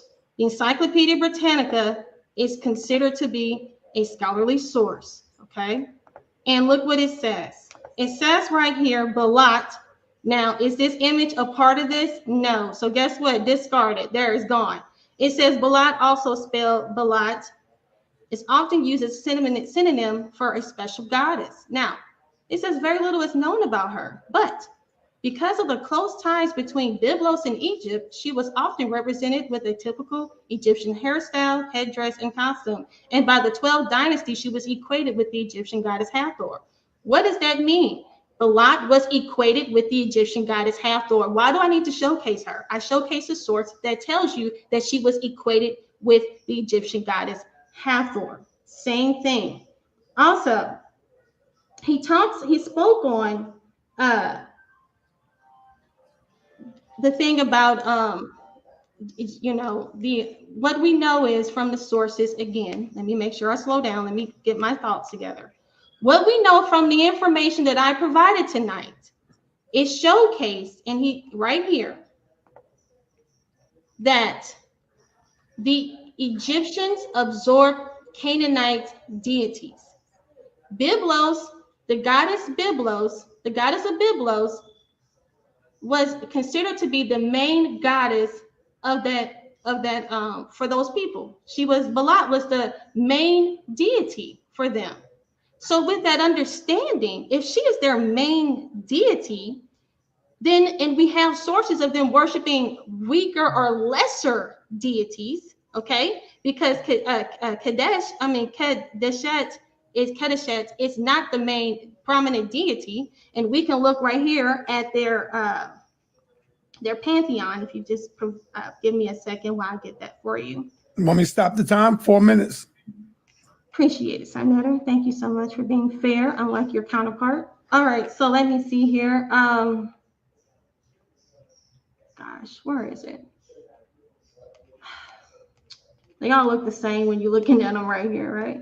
Do I have that on here? Let me just go to them. Let me just look at everything. It's really not important. But anyway, you can start my time, Senator. Just go ahead, because it's not even all that important. Oh, I think this is it right here. Yep, I got it. Go ahead. Time start. Mm-hmm. So right here, you see that Balat, the chief deity of Byblos, right there. She's considered to be the chief deity of Byblos, right? And what was my point of that again? It's to showcase to you that, and let me get that for you. Let me go back. Here we go. They're kneeling to Kadeshet. I don't know how to pronounce her name, forgive me. But they're standing and they're praying to this goddess. Why wouldn't they pray to the main and prominent goddess? Also, he talked about my source right here. I think Jabari is missing the point because he's too busy looking for me with Zion Lex. And shout out to Zion Lex. Now, right here, it lets you know that there is a letter, an El Marna letter that was sent to Rib Adi of Byblos, who usually heads his message wishing the goddess of Byblos should protect the Egyptian pharaoh. Okay, so he didn't say the goddess Hathor at all. He's talking about his goddess. And guess what? He's utilizing that to pray for the Egyptian god because they worship their goddess. They absorbed it. Okay, I have two sources, not one, but two sources that showcase that the Egyptians absorbed and were worshiping Canaanite deities. Okay, right there. It says here, this stele, okay, is divided into two sections. In the lower section, the scribe Ramos and his wife are seen kneeling in a gesture of veneration toward the three deities depicted in the upper section. Now, he wants to say she's not on point. She's going up. Who's the person that's going left? Who's the person that's not? He's telling us no one's taking it serious. No, it's you. With the name calling, the diminishing, saying that I'm on a phone as if I can't come up with my own information myself. How disrespectful. Why do I need to be on the phone? I'm sitting here listening to everything you're saying and writing it down. I don't need to talk to nobody. I don't need to speak with nobody. I put my information together on my own. What is it, because I'm a woman? Or let me go ahead and pull this card. Is it because I'm a Black woman that I can't sit here and read my information and thoroughly examine? I need to call Quana? No, I don't need to call Quana. I don't need to talk to my husband. And what are your credentials? And listen to me, I am a data analyst. I'm a BA. I don't know what you're talking about to sit there and put me down like that. Like I said, they told me to have, I wanted Shaka almost. That's who I wanted to talk to. But they said Jabari would be much more fair to speak with. But guess what? This man is actually pretty horrible. Okay, so also he's bringing up sources like this 12,000 or however many years he wants to say about Naphtali. Was that even a scholarly source? Egypt.com? I mean, guys, I can go pull up a source anywhere. What does that mean? You know what I'm saying? Just go anywhere and just pull up a source. 5,000, 10,000, 100,000. Why not? Just put any time on there. Who cares? I thought we were supposed to be setting to some form of guidelines. You talked about Encyclopedia Britannica and you put that down, but you can pull up a source from Egypt.com. Okay. I see that whatever's relevant to you, you can utilize, but when it comes to other people, you know, you have to put their stuff down. And shame on you for that. Again, shame on you. Thank you. All right. We are now in the question and answer period. Great job, Naphtali. Great job. Naphtali know how to swing blows back now. Y'all got to stop playing. She know how to swing back.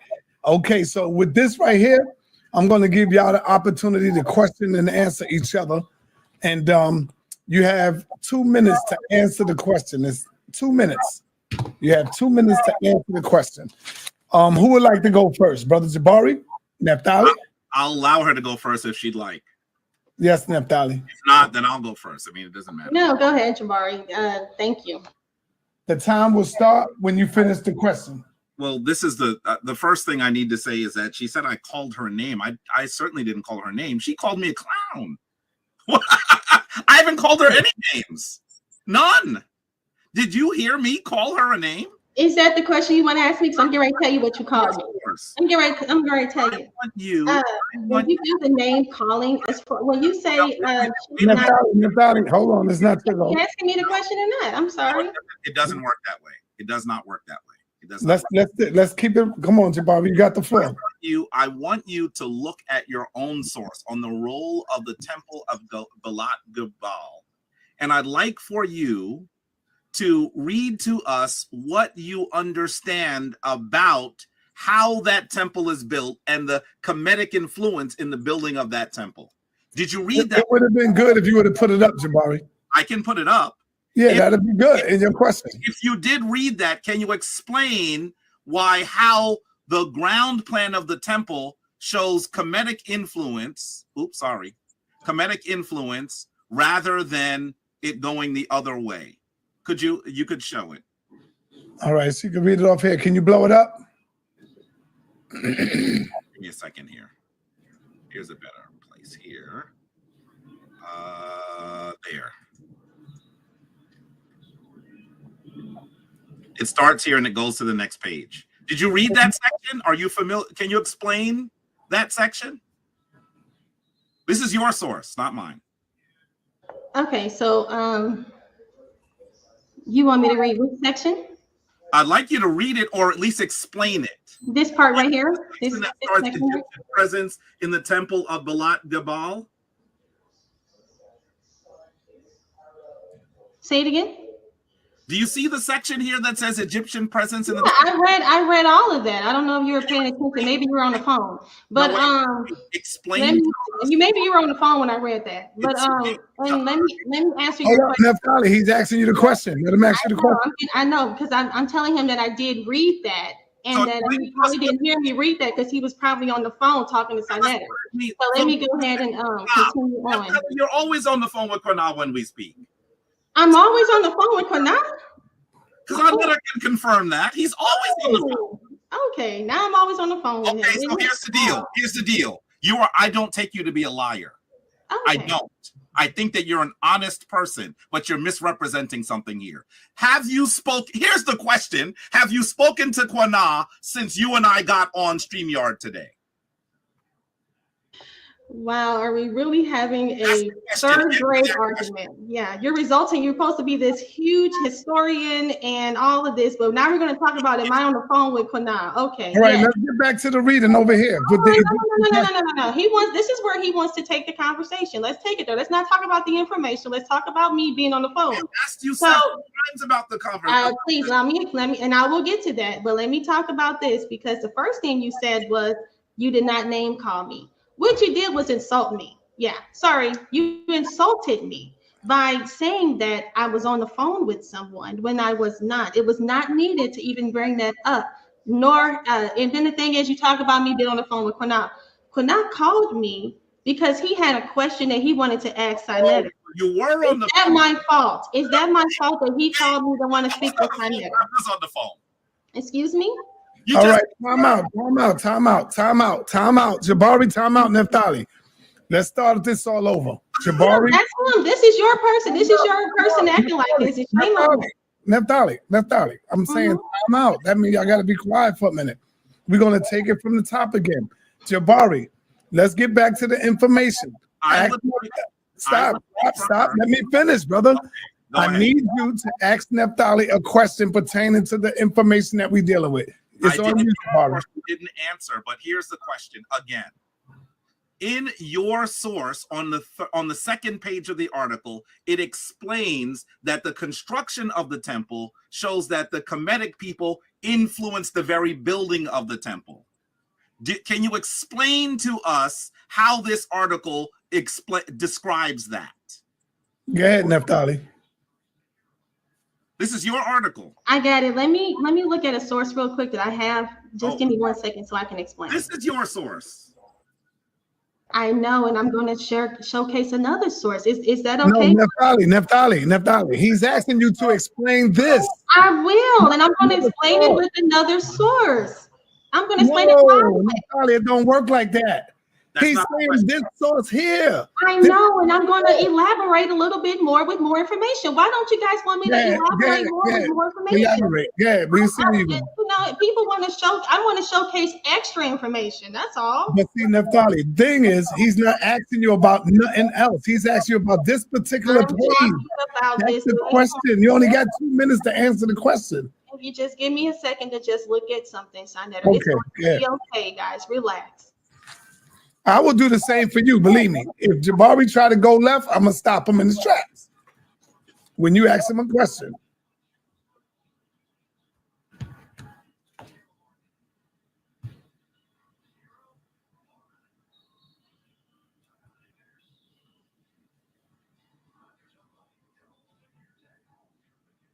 All right, so it says data concerning an Egyptian presence in the temple of Canaanite goddess are in some cases debatable, as we will observe in the first instance.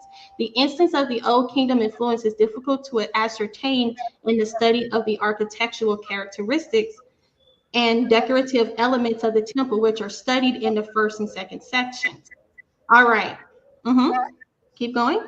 Yes. Says, however, the information from the cultic objects analyzed in the third section is clearer. So stone vessels and especially flat-top circular tablets offer important evidence for the reconstruction of the cultic diplomatic activities Egyptians in the sanctuary. So it shows right there that there were some reconstructions. And the Egyptians came in and did some reconstructions. If you look at, hold on, let me continue on. This is actually not an uncommon practice. To Hathor's her temple, the Romans actually came in and they actually did some reconstruction on hers as well. I have a source to provide that, a source for that too, right here. And let me share my screen. So do I have time to share my screen or no? Yes, you got time. You got 1 minute and 15 seconds. Appreciate you. Thank you so much. All right, so let's showcase my screen here. And let me see. So are you able to see my screen? Yep.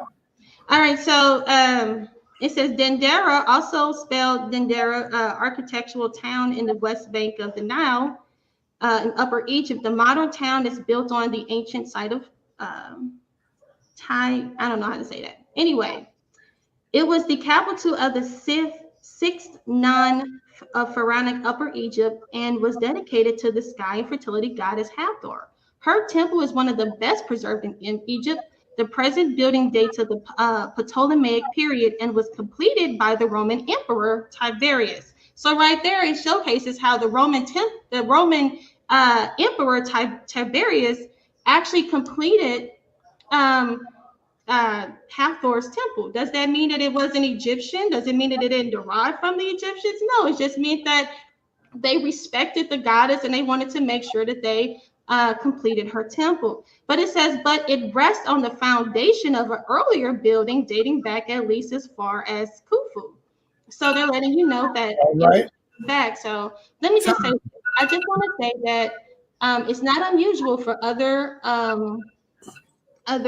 like we see the Romans here to come in and, you know, do some form of reconstruction. So there you go. All right, time. Brother Jabari, you got 1 minute to rebuke that, and then Naphtali, you can ask your question. You got 1 minute, Jabari. Okay, can you give me just a second? Yes. Okay, give me a moment and I'll tell you when to begin. So Naphtali, while he's doing this, you should be getting your question ready for him.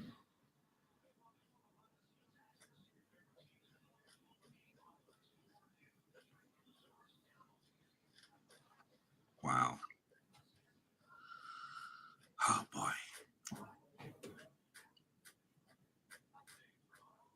I'm getting a picture. That's what I'm trying to do here. So give me 1 moment.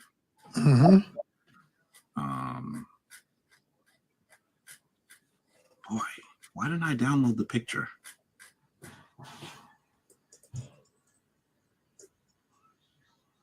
Okay, I'm about to give up on finding the picture because there are just too many pictures in this folder for me to be able to easily find it. I really wanted to. Give me just a moment more.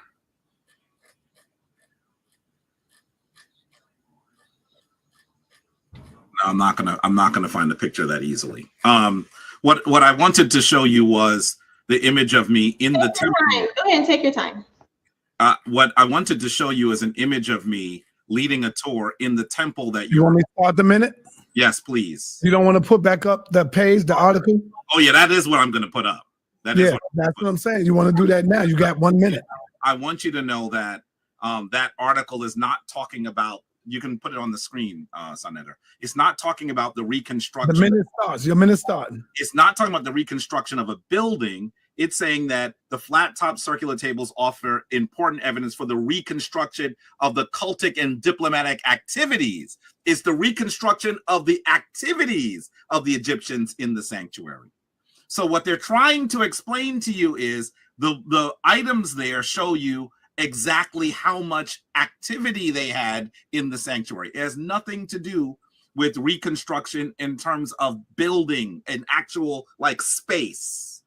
And so what I'm trying to explain to you is you actually need to read some more of this so you understand the context of what is being said. This is your source, but you don't understand what you're reading. That's the point. And please understand, with the few seconds I have left, I have not called anyone a name at all, and I wouldn't do that. What I am challenging is your understanding of the sources.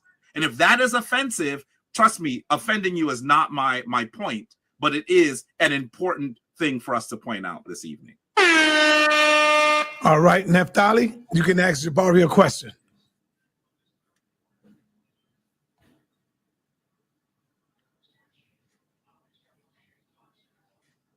Okay, all right. So your point was the fact is that I'm kind of confused. Can you pull that article back up again? Sure. Mm-hmm.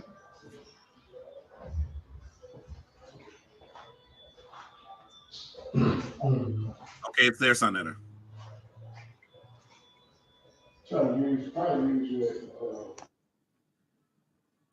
All right. So, what is your exact issue? So you were saying that, and so it says here that the Temple of Lady of Byblos was the largest and most complex shrine in the Canaanite city during the early Bronze Age. And in this period, the building underwent several transformations. So it says that it went through. You're mute. Oh.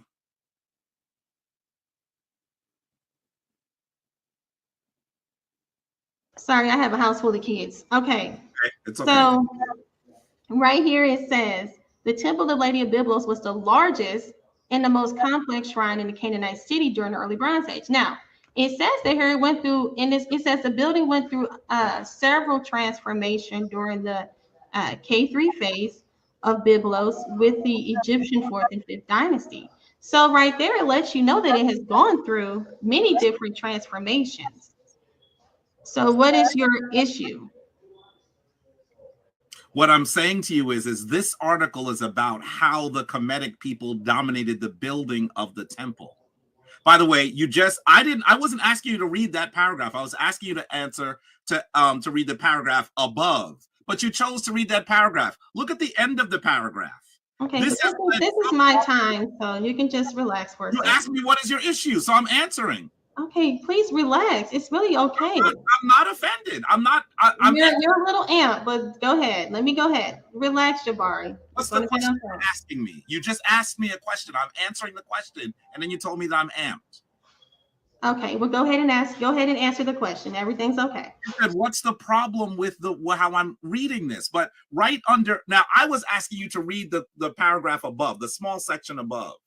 But you chose to read the one ground plan and building of the temple. But if you had read even the entire paragraph, it says, this has led some authors to believe that the temple of Byblos was the work of Egyptian craftsmen of that period.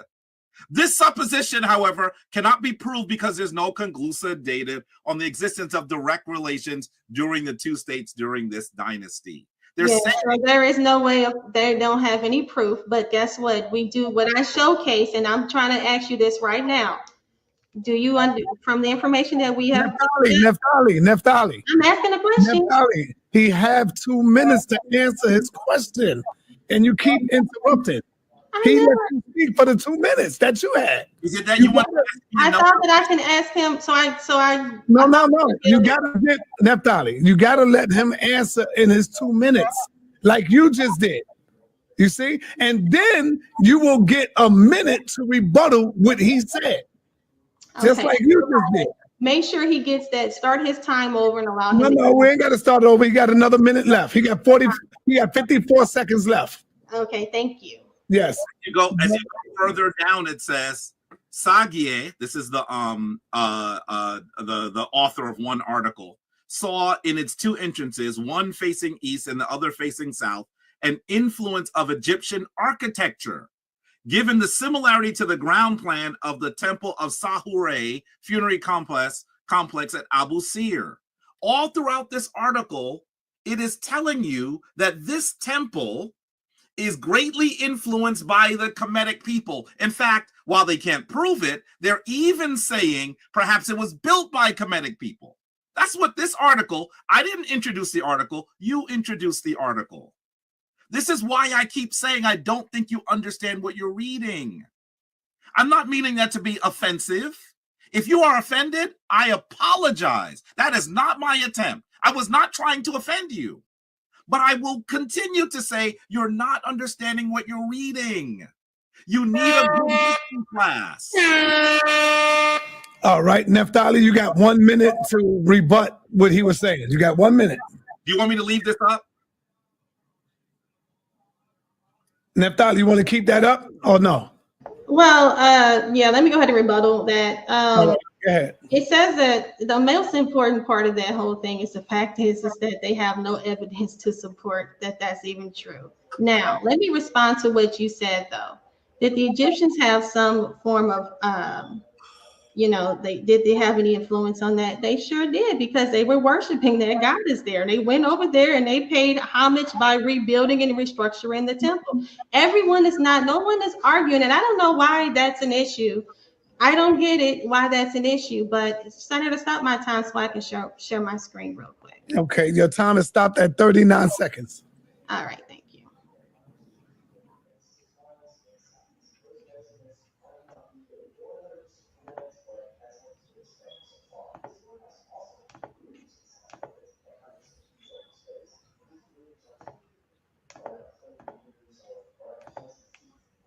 Okay, am I sharing my screen? Okay, did it do it? Yes, your screen is sharing. Sharing now. Thank you.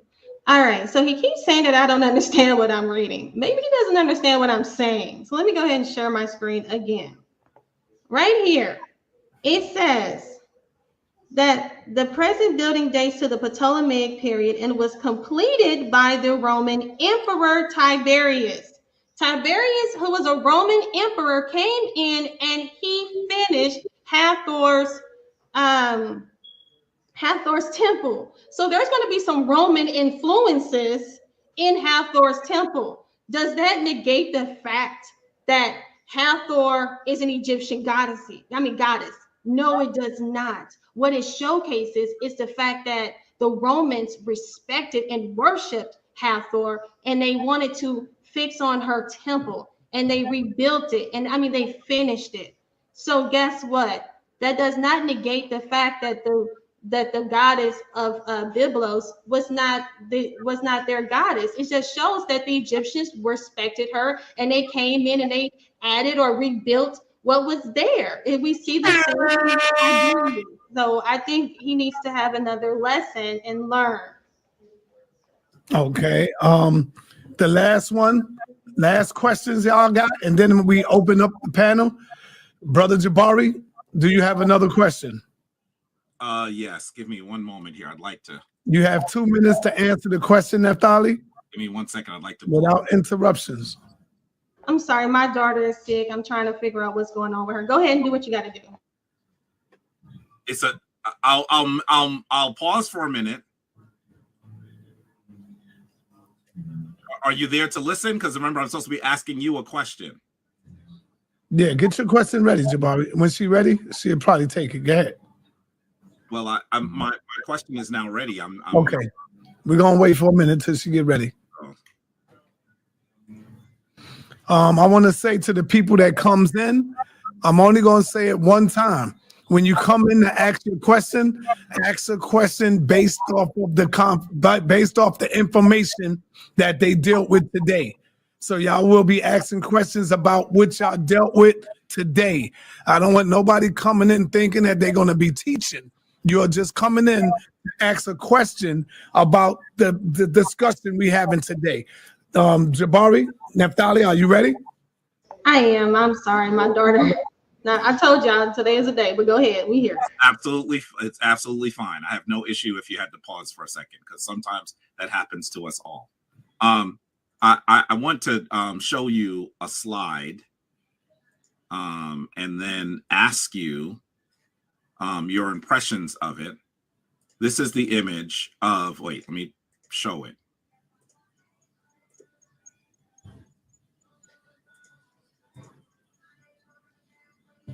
You got it, Sa? Yeah, I see it. Okay. In this image, you are seeing Het-Heru on the left and Balat Gabal on the right. And what I've done on the other side is I've blown up their headdresses. Can you see that when they say that Balat Gabal is wearing an Egyptian headdress, do you see the sun disk and cow horns? And wouldn't this mean that Balat Gabal is influenced by Het-Heru, not the other way around? All right, you got 2 minutes, Naphtali. Repeat that one more time. I do apologize. Okay, I'm saying that on the left we have Het-Heru. On the right, let me use my mouse so you can see what I'm talking about. This is Het-Heru, or Hathor as you've called her, right? As the Greeks called her. And this is Balat Gabal. This is your image, right? The one that you had in your presentation. What I've done here is I've blown up her headdress here and Balat Gabal's headdress here. I'm saying, doesn't the fact that Balat Gabal has the sun disk and cow horns mean that she is the one that is influenced by Het-Heru, not the other way around? All right, you got 2 minutes, Naphtali. Go ahead. All right, they look the same. Okay, let me go ahead and share my screen so I can share something real quick. All right. Okay. Can you see my screen? Not yet. Okay. There you go. Okay. Okay. Can you see it now? Yes. All right. So I'm gonna blow. Okay. Let me pull this up. All right. There we go. Slideshow. There we go. So hopefully this is bigger. Oh shoot. Okay, there it is. Now they're showcasing this that Kadeshet is a Canaanite goddess, and as you see, what's on top of her head is that same round circle. Can we say that, for argument's sake, that they actually got that from the Canaanites? Because we see her with that same circle, and right here we see that this stele allows us to see how they worship this Canaanite goddess, and we see what's on her head. So we both can make arguments, but we both can look at the different steles, and we both can come to our own conclusions. But from my understanding and what I see, I believe that maybe they got it from the Canaanite. Why not? I have another source, so I hope I have time. Let me go to it real quick. You got 1 minute and 5 seconds. I paused your time. Thank you, Subnetter. Oh, hold on. Let me see. Where is that source at? Okay. Here we go. So right here it says 3,500 years ago, mutual cultural influences and political fluctuations marked the relationships between the ancient Egyptians and Canaan. So letting you know that there are mutual cultural influences from the Canaanites and the Egyptians, right? So they're letting you know that there's mutual influences. It also says that they have read that the Canaanites absorbed technological and artistic innovations from Egypt, and that the Egyptians in turn adopted some Canaanite deities and technology. So right there, again, it's showcasing that they both were pulling from each other. So if we're going to see influences from Balat that has Egyptian influences, then of course we're going to see that. And then we're going to see that they're going to have Canaanite influences as well, because it says right here that they absorbed their gods. One thing that they didn't say is their innovations, their artistic. They didn't say that. They said that they absorbed their deities. That's what they said they got from the Canaanites, was their deities. And we see that from a stele. We see that from this stele right here, that they are worshiping a Canaanite deity. So I don't know what else. Thank you. All right. All right, Brother Jabari, you got 1 minute in your rebuttal for this. You got 1 minute. I'm not even sure if she's listening to me anymore. So she didn't answer the question. The stele that she showed is from the New Kingdom. I showed you the Het Heru is all the way at the beginning of the Old Kingdom, before the Old Kingdom. So simply because you see a deity, a Syrian deity wearing a Kemetic headdress, literally 2,000 years later, that doesn't say that the influence goes in the other direction. I think that you're not understanding the time frames, Naphtali. And I want you to show this, Sonnetter. By the way, remember the temple in the city whose name you could not mention? This is me about to lead a tour for 65 people in that city in August. Please understand, I've studied this for all of my adult life. What you are arguing is not supported by the data of your own sources. And so I'm not sure what else to say at this point. I'm struggling with trying to figure out how to answer in a way that you understand the time frames, influence, even terms. When it says reconstruction of diplomatic activities, they're not saying reconstruction of buildings, reconstruction of cultic and diplomatic activities. Not buildings. Naphtali, you got the time to ask your last question to Brother Jabari. All right. Can I just use this time to rebuttal what he just said? All right. You want to use your you don't want to ask him a question? No, I want to use that time to rebuttal what he said. All right, go ahead. Thank you. I appreciate that. I completely understand what you're saying. I understand exactly what you're saying. You're very clear in what you're saying. Okay. I have no problem understanding what you're saying. I think you're having a problem with what I'm saying. So let me make sure I clarify things a little bit for you. I'm not looking at the time frame. I'm looking at I don't know why the time frame is of any importance. They're showcasing, hold on, you didn't allow me to finish. I haven't said anything. I'm listening to you. I am listening to you. Okay. There are many, Balat is said to have gone back to 5,000 years, right? Her worship. The thing is like this. We're seeing Egyptian influence. Do you have the time and stamp of when the Egyptians so-called built on that temple? Do you have the time for that? No, you do not. We also don't have the information. Do you want to respond to that? Do you want to respond? Do you want to respond since you're being Are you asking him the question? Because if you do, he gets 2 minutes to answer. The time frames are in your article that you put forward. You put the article forward. Hold on. They're saying that they don't know if that is even true. That is not what that article says. Okay. Well, Go ahead and prove that. Let me go ahead and look at the article. Let me get time to pull the article up. 1 second.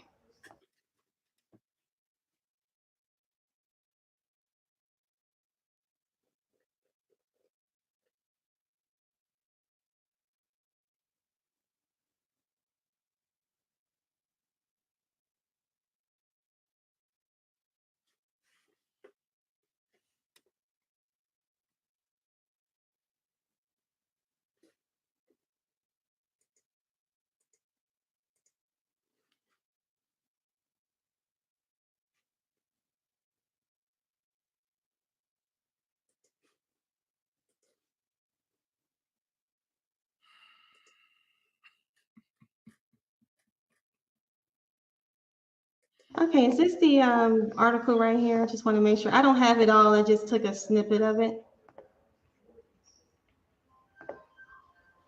Are you showing it? You're showing it? I'm waiting on Sunday to accept it. Oh. Mm-hmm. All right. Okay. Can you see? Yes. Is this it right here? Let me just make sure you're looking at the same thing, because you know that authors write more than one article, right? So let me make sure that you're looking at the same one that I'm looking at, the one that came from you. It is called The Role of the Temple at Bilat Gebal as Intermediary. What page are you on? 116? Mm-hmm. Let's see if I can sync it to yours. Yes, it's the same article. It's the same article. All right. So right here it's saying that I was asking you to read from page 104 and 105. That's where we were talking. Okay, so I don't have that page. Can you share it then? Absolutely. Thank you. Okay, it starts here. It ain't always easy to get these articles when you're an independent scholar. I was an independent scholar until the middle of last year. I would have to look at articles and take copies and then reconstruct it. Now that I'm connected to a university, I could pull this down in 30 seconds. It's harder when you're doing it on your own. But here it is. This is the section you started reading in, right? That I wanted you to start reading in. And then it goes into this section. This is the part that talks about the reconstruction of the cultic and diplomatic activities of the Egyptians. And then this one describes the actual structure of the article down here. Okay, but you're saying that there's time periods. You said I showcased an article with time periods. Yeah. Okay, you said I displayed it. This is your article. You don't see the time periods? Okay, I'm just trying to make sure this is the page. I'm just trying to make sure that this is where we're going to be reading, right? Guess where the time periods are? All right, so let me read it.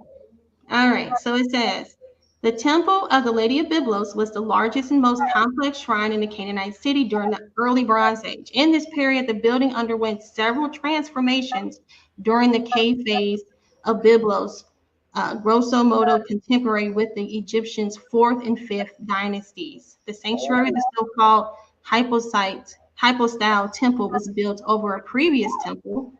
Okay, so it looks like it was built over a previous temple, right? During the fourth and fifth dynasties, correct? Is that that's what we're getting from that? Right. Yes, when they say 4th and 5th dynasty, they're giving you a date, but you have to know the history to know that they're referring to a date. Okay, so what was your point of this date again? No, you just said that the article has no dates in it. I said your article has dates. This was not my article. This is what you pulled up. No, Queen. This is your article. No, I misspoke. What I meant to say is this is what you shared. I thought you were talking about what I shared. Yes, this is my article, but the page that I shared. Relax. I'm just saying the page that I shared didn't have any notes. It's okay. Just go back to what you were saying. Go back to your page. Go back to your page. Okay. Yes, it's funny. I get it. Go back to your page. All right. Now, it's letting us know that in the 4th and 5th dynasty, they built over what the Canaanites had already built. So what they're saying is that before the 4th and 5th dynasty, that there was actually something already built by the Canaanites, and then the Egyptians built over it. So that actually showcases. Hold on. Where does it say that? It says right here. It says the so-called hypostyle temple was built over a previous temple. But does it say that the Canaanites built that temple? Why would the Egyptians overbuild over the building clearly that was there before probably was nowhere near as extensive as to what the Canaanites, what the Egyptians could have built. It says right there that the Egyptians in the 4th and 5th dynasty overbuilt over their temple that they had established. I can say that because it's letting me know that there was a temple there. It doesn't say that the Egyptians built over a temple that they already built. Right, but it doesn't say it's a Canaanite temple either. You've put that in there. It says that it says that it's the most complex shrine in the Canaanite city. Yes, it is, but it doesn't. Okay, and it doesn't say that it's an Egyptian temple. But Queen, you're not reading the article well. I'm reading it very well. It says right here, the temple of the Lady of Byblos was the largest and most complex shrine in the Canaanite city. It's in the Canaanite city. Yes, it is. I've showcased several times how the Byblos, this goddess, was the main Canaanite goddess. She is the main prominent Canaanite goddess. Why wouldn't they build their main goddess a temple? Why wouldn't they? Why do they need to? Their main goddess, out of their pantheon is very extensive. Why would they need someone to influence them on their main goddess? And you're talking about all the way back in the 12th dynasty. That's illogical. Guess why? It makes sense. Hold on. The most logical thing here showcases that there was a temple there before that was probably very prehistoric. Probably wasn't as on the levels of the Egyptians. The Egyptians came in the 4th and 5th dynasty and built over it and made it more, Queen, that is an assertion that you would have to back up. And you're making an assertion as well. We're both interpreting. Hold on. This is what hold on, Naphtali. We heard you. You got to let Jabari respond. Every time you speak, you cut him. I'm simply reading what the article says. You're making an assertion. The article does say that it seems like this temple that you've been referring to all night, by the way, was built by Kemetic workers. They can't prove it, but they said they believe that it could have been. And they say that it's built according to Kemetic dimensions, the entrances, the cultic items. And then they say, yeah, it was built on top of an earlier temple. You are the one that is asserting that it was an earlier Canaanite temple. The article does not say that. So that what you would have to do if you are a scholar, and I believe that you are ascribing to be one, and you're working on it, you have to now back up your assertion. You can't, that's not how it's done. If you did that in my class, your paper would be failed because that you're not reading your source. This is your source. You brought it up. I didn't bring it to the back. I mean, this is like you bring in a weapon to a fight and then you hand it to me. I mean, it's like, you have to read your own source and understand it. And I swear, I am saying this now. If Naphtali says, Jabari, I want to join your class, I will not mention it here on Sonnetter. I will mention it nowhere. How much time does he have? Because I want to make sure. I'm done if you want to say more. I want to go ahead and open up the floor right quick for the people. Let me just say this to him. All right, say it to him. Say it to him. Right. That's why I'm not in anyone's class, because I am a person that, hold on, let me say this to you so you can understand my logic and my reasoning. I'm an independent thinker and independent researcher. Let's just get that together. All right. But here's the deal. I've been an independent researcher as well. Being in a class doesn't mean that you have surrendered your thinking. Being in a class means that someone submits you to intellectual and scholastic rigor. When I told you that I was up, that I had 3 hours of sleep last night, you know what I was doing? Look at what I was doing. Due to my independent thought, you said that you would fail me because I interpreted the data different from you. I am a data and that. All right. Thank y'all. All right, we are now opening up the floor, and I will make this announcement again. You will not come in